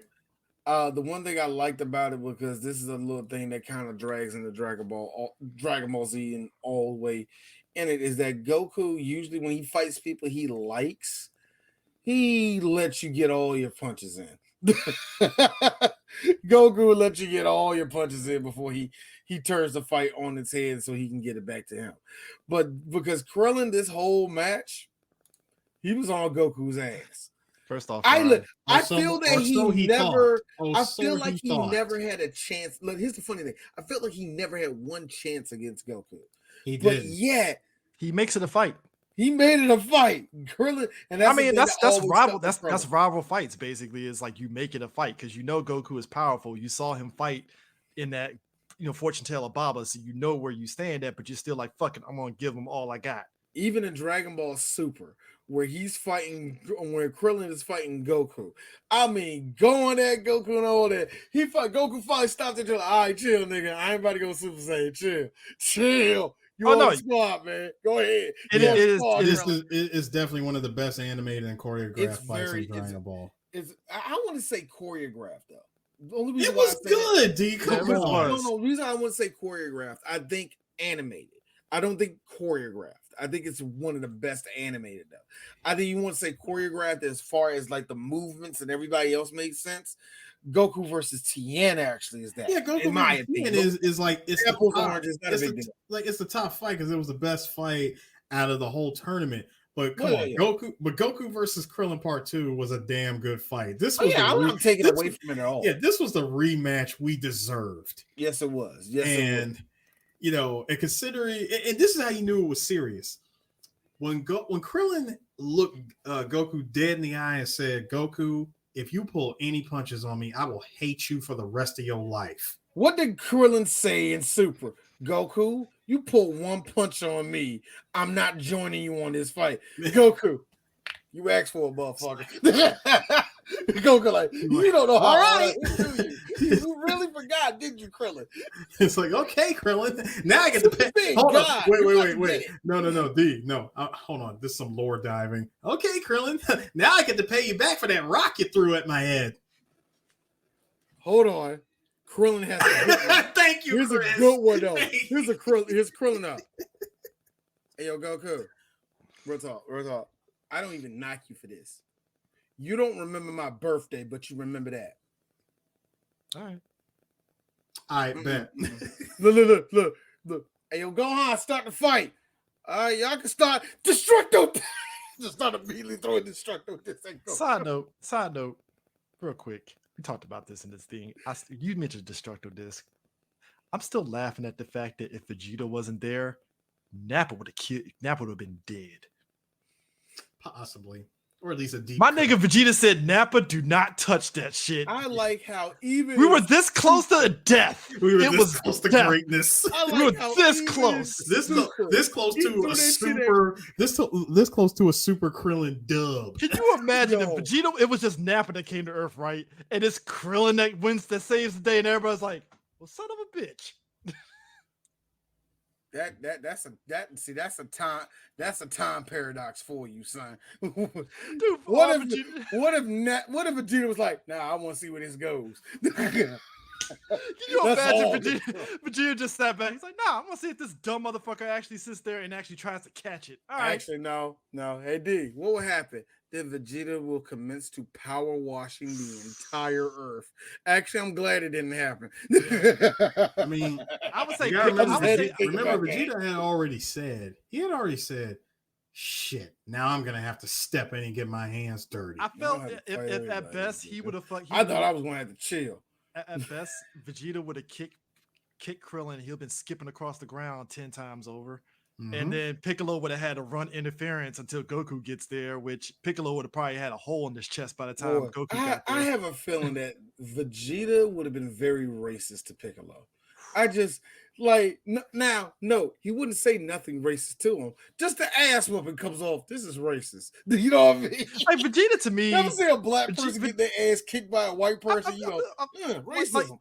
Like if you want to talk about characters that got a redemption arc, Vegeta was like the white guy that was like this is a heavy pull. If you watched Punisher season 2, there was a character, John Pilgrim. He was an assassin that was a former white supremacist.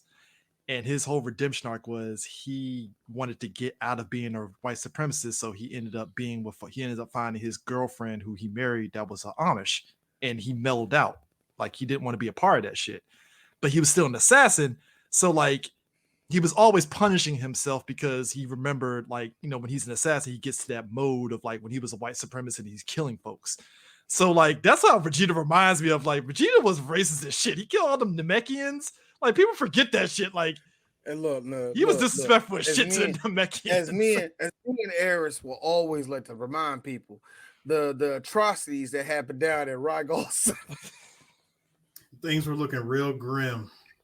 Again, really grim. If anybody wants to know what the whole thing about Rygal 7 is, number one, you didn't grow up with the Saban dub, thank God. The ocean number dub. two, the ocean dub. The ocean dub. And number two, I feel bad for you because you will never know the story. You will never know the greatness. The greatness about the scientist named Bardock.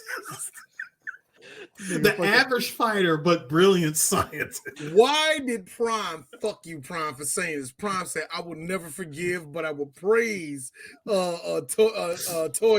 If Toyo say, you know what, America, you made a good point. He makes Bardock a house scientist. If we ever see Bardock with a lab coat. No. Bardock's what you call an on-field scientist. Like he's like a fighter, but he's like not a really strong fighter. So what you telling me is he makes a spirit bomb. Like, fuck you. But what you're telling me is he's like future Dexter Lab, where he had the lab coat, but he has the muscles on the outside. Got the sleeves torn off. off. The sleeves torn off and his muscles and shit. Hold up. Hey guys, hold on. Do you know I actually hold on, guys. This is the best part. This is the best part. Hold on. I forgot how he got to that point where he had a. No, Dark apparently took over America, created Google. Anyway, this is the best part, y'all. This is the best part. Why would Bardock be rocking a T-shirt like it's a concert that said "I survived Rygal 7"? No, hold on, Eris. Got to be fair. If somebody was writing. See that right there? That's a Dragon Ball fan, and they were doing some almost like some Stranger Things shit.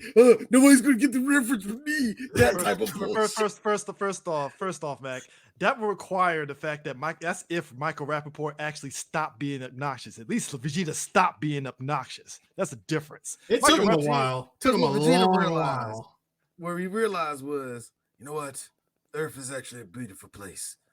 And also, I've been cheating on Boomer for the last 15 years. You know how many women look better than my wife around? And this is actually a serious one. He really was Ed Norton, American History X. It was like yes, that. he was. Yes, it really was. That's Vegeta right there. It was like Vegeta shit. was. I fucked Nappa up. Nappa was just full on J.K. Simmons and Oz racist. So what? Put the nigger in the back. Guys, let me tell you something. The first episode. He's a cone. He doesn't know what that means. I rewatched Oz a couple of months ago because I hadn't seen it. I forgot how wild that first episode is. Let me real quick. The first episode has a guy. He's a regular banker. He actually killed a kid. He had to go to jail. I think he was drinking and he killed the kid. He was coming home from work because it was something that happened in his personal life. Killed the kid, right? So here's this meek white banker guy in there. He's with the old boy, the African dude. I forgot his name. Adebisi. And Adebisi, to his credit, he wasn't gonna rape him, but he was just fucking with him because he's white, basically. Like he wasn't gonna rape him, but it's like, yeah, you my bitch boy, blah blah blah, right? Motherfucker sees J.K. Simmons. Oh, he's white, and J.K. Simmons like, hey, why don't you just come into my cell? You know, I'll treat you very nice. Everything's good. Gets to J.K. Simmons' cell, and J.K. Simmons like, oh yeah, bend over. I'm fucking you. And I'm like, no. What you thought this was? You thought this was? You thought because I was white that we no, motherfucking Aryan Brotherhood, baby. And Chris Milani got his ass wore out by the end of that damn show. Woo, boy. Chris Milani, he was like this, man.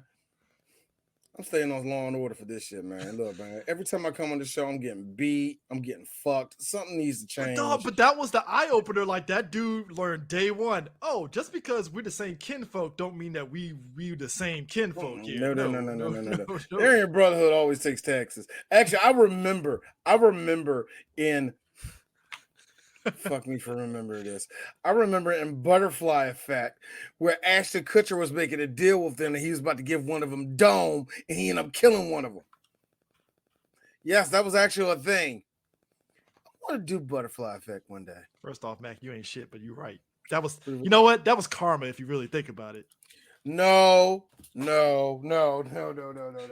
we will not go into the full on racism of Frieza, Dodoria, and Zarbon. That was straight up your boy. Zarbon wasn't really. He was put his way. He was guilt by association. I think he just hated Vegeta. That was all it was. No, I think he hated Saiyans. They don't wash themselves. No, they always playing their music loud. No. Y'all know damn well that both Zarbon and Dodoria were just two motherfuckers who were just following orders. Yeah. They had jobs. Dodoria was racist. Dodoria was racist. Dodoria looked like a cop that just drives. And he has been on the force. I smell monkey. What you doing over there, boy? Man, fuck you, nigga. Yeah. Come over here, homeboy. Dodoria. Vegeta kid. Come. Zarbon's the guy that would just sprinkle a crack on you and say, "I found this in your car." Put the handcuffs on you. First of all, Chris, you got that all wrong. Zarbon was too much of a pretty boy to even lift a finger to do that. Okay, fair. You're right. I think Zarbon was this person too. As soon as the Saiyans walked in the room, everyone stop eating, everyone leave.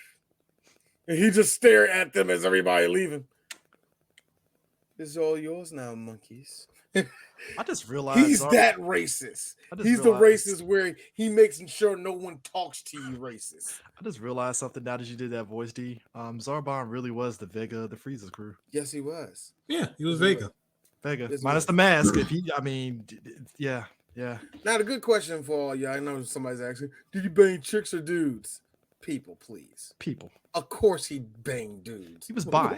He was gay. I think Zarbon was all the way gay. I thought he was I Prince. think he likes it. I thought he was Prince where he had was First of all, my man had the thigh highs and a Speedo with a cape.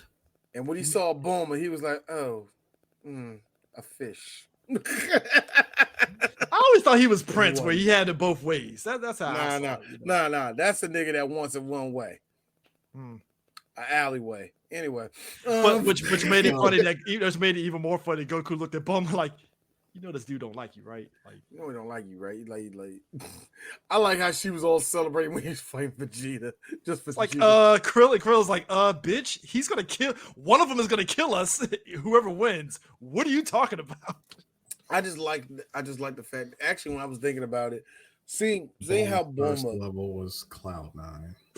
See how Bulma, I liked how Yamcha was in the hospital. Puar's there. Where Bulma at? She at tournaments. But nah, dude. The guys, I have to get to this because this is it. God, you already know what I'm about to show because this is peak Goku. This is peak Goku versus Tien to me easily. Come on. Yes. Gotcha. This is peak. Yeah. One. Break the wall.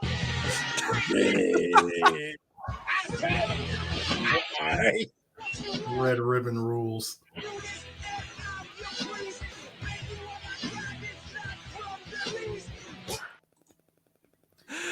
Oh man, the longer one, somebody took it down. I was like, fuck, they took down the longer one. But nah, that fight between Tien and Goku was peak fighting, and then when it resorted to fucking technical holds, I was like, what? You know what I also like about it, Eris? Did you notice that the animation kind of reminded you of how it would look in Dragon Ball Z? That right there was the shit that I was talking about, right? Because when I saw how both of them were fighting each other and the animation got all better, like suddenly Goku's fingers got longer and shit, that sort of thing. And I'm watching how fluid everything was looking. And I also noticed that Goku dodged that Kikoho, you know what I'm saying? That ring destroying shit. Did you know that? Did you like it? Ring destroying? Yo, Tien was pulling everything out his ass. The motherfucker grew 2 arms. Goku somehow managed to get past that. I was like, what? I love how. Hold up. He said, hold my power pole, little homie. Goku was rocking 8 arms. I like how in the earlier fight when Roshi split himself up and all that, when Jackie was split himself and all that. After Image. All you saw was. I will never forget this, Eris. You know T. Eris, you know T. me and T that whole week when they showed it on Cartoon Network, Goku versus Vegeta, we watched. I mean, Goku versus on TN. We watched every episode. But the thing that got us was when that part came on, you saw his eyes flowing like that. I would never. You know how Tommy is. Tommy could not. I repeat, even when the show was over, he's still cracking up because the third eye was looking around with everything. Anyway, I also, like I said, every time he broke out, like you say, he broke out arms. He broke out arms. Also, I like how in that same fight, Tien goes solar flare right there. I just thought of Always Sunny. Tien blinds everyone. Like, yeah. Was that when Goku grabbed Roshi's glasses, or was that the second? He took the glasses. That was the second time. Yeah, when he did it the second time. Well, yeah, the first time that happened was on Jackie Chan, but but that second time, because remember he asked Krillin, like, hey Krillin, why is it everybody else was blinded except for the ring announcer? He says obviously because he was wearing glasses. Why would you ask a question like that, Goku? I'm like, no, Goku's asking the best question. As a fighter, I want to learn everything that's happening right now. I like how... So he used Roshi's glasses the moment he went for the freaking solar flare. I have to say this, though. Out of all the techniques in Dragon Ball, I love the fact that solar flare is still old reliable. It is. No matter what. Even in the Turles movie, solar flare was reliable to get the motherfuckers out of Dodge in that movie. Frieza, solar flare. Ah, shit, we need a breath. Yep. Like, it's reliable and it still works. It even carried into Cell.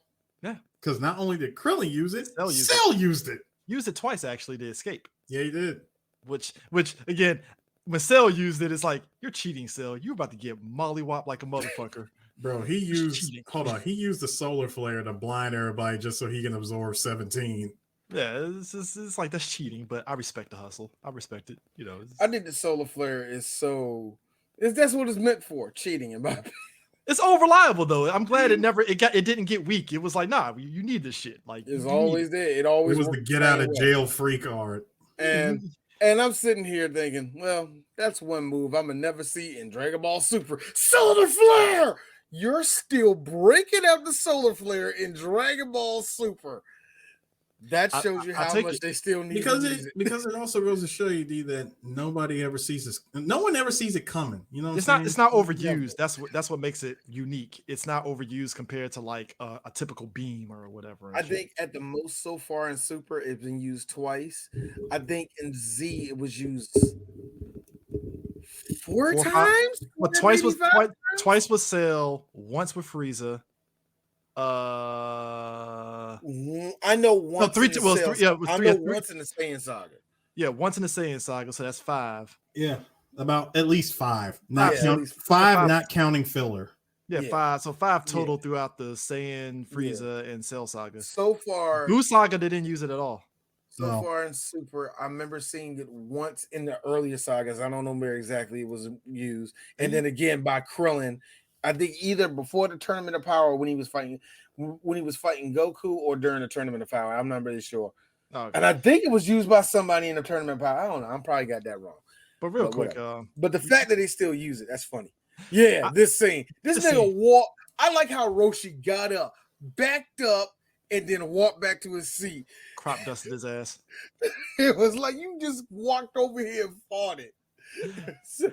It was a pure old man Asian. I gotta be honest, Asian man bullshit right there. I love that. I gotta be honest with you. That reminded me of Life with Ray and Claude between those two. It really did. I know they're not friends. I know Roshi and Hermit Crane ain't friends. We're gonna bust your ass over here. What the hell your problem? I ain't bust my ass. All right, sleep tight, nigga. To this day, Harris, I'm sorry. Just that look. What you looking at? I'm looking at your ass.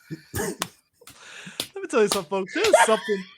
There's something magical about growing up and seeing old people argue and fight that made that scene in life accurate as shit. Tracy Morgan even made a joke about, like, you ever seen two old people fight? Just changed everywhere when they fucking fight. And I was like, that's accurate as shit. When he said change everywhere, I was like, he's right. He ain't lying. It's not funny. I saw these two niggas. They had to be like these 60s. They was on the ground. I saw these chains. I saw the chains.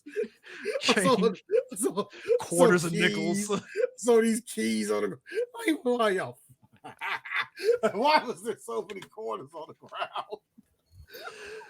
No, but dog, Anyway. but like, yo, Tien and Goku, that was a wild fight, and it's like, like I said again, I totally forgot how it ended, and it's like, oh damn, a fucking damn Shadowloo truck just.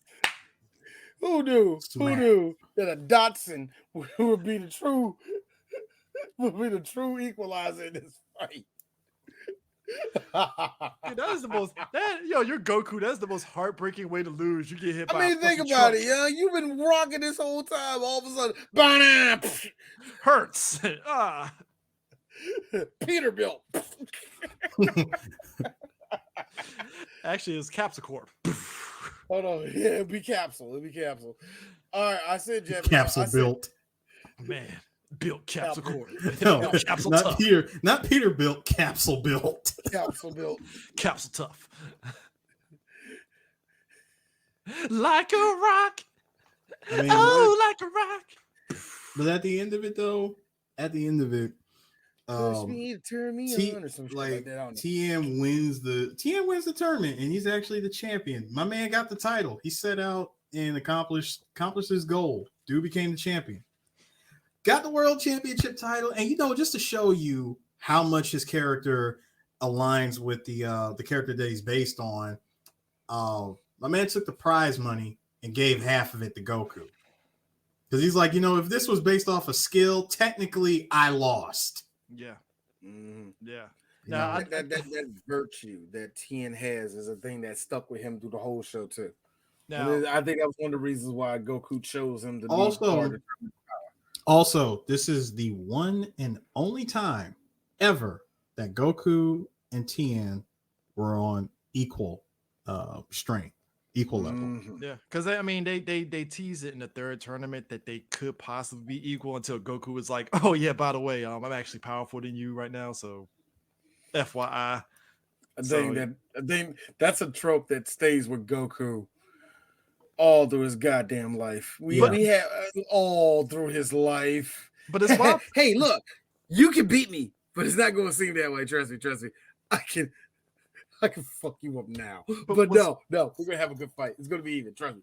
But what gets me is that this ends, unlike the previous arcs where it ends on a high note and stuff. This is pure tragedy. Like the Red Ribbon thing ended with Goku triumphing over the Red Ribbon Army and stuff. Goku after the first tournament, he didn't win, but it was like, hey, we got something right before we go in the Red Ribbon arc. This one ended on like a fucking cliffhanger because Krillin's been gone for a while, and everybody's like, where's Krillin at? Get down there. Krillin's dead. The list of competitors from the World Tournament arc is gone, and the Dragon Ball is gone, and we don't know who the assailant that killed Krillin is at. This is actually the interesting part to me because you kind of see it coming. That's something. No, you want to know how I know? How? First of all, it's kind of out of character in my opinion. Because Goku would have just simply ran back and got his stuff. But when Krillin insisted that he would go back and get it, and he tells him, yeah, just order some food for me. I'll be right back.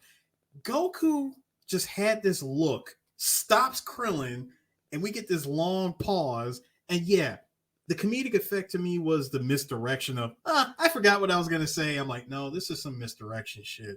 I really do think Goku wanted to say something. But he just couldn't think of it. Krillin's like, okay, Goku, like you always joke. I'll be right back.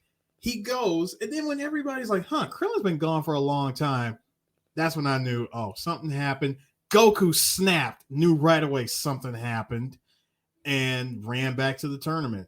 And that's when we see Krillin was. It'd been one thing if Krillin was knocked out, but he wasn't knocked out. Krillin was in fact dead. And I think it's kind of interesting too because that's the part you didn't see coming.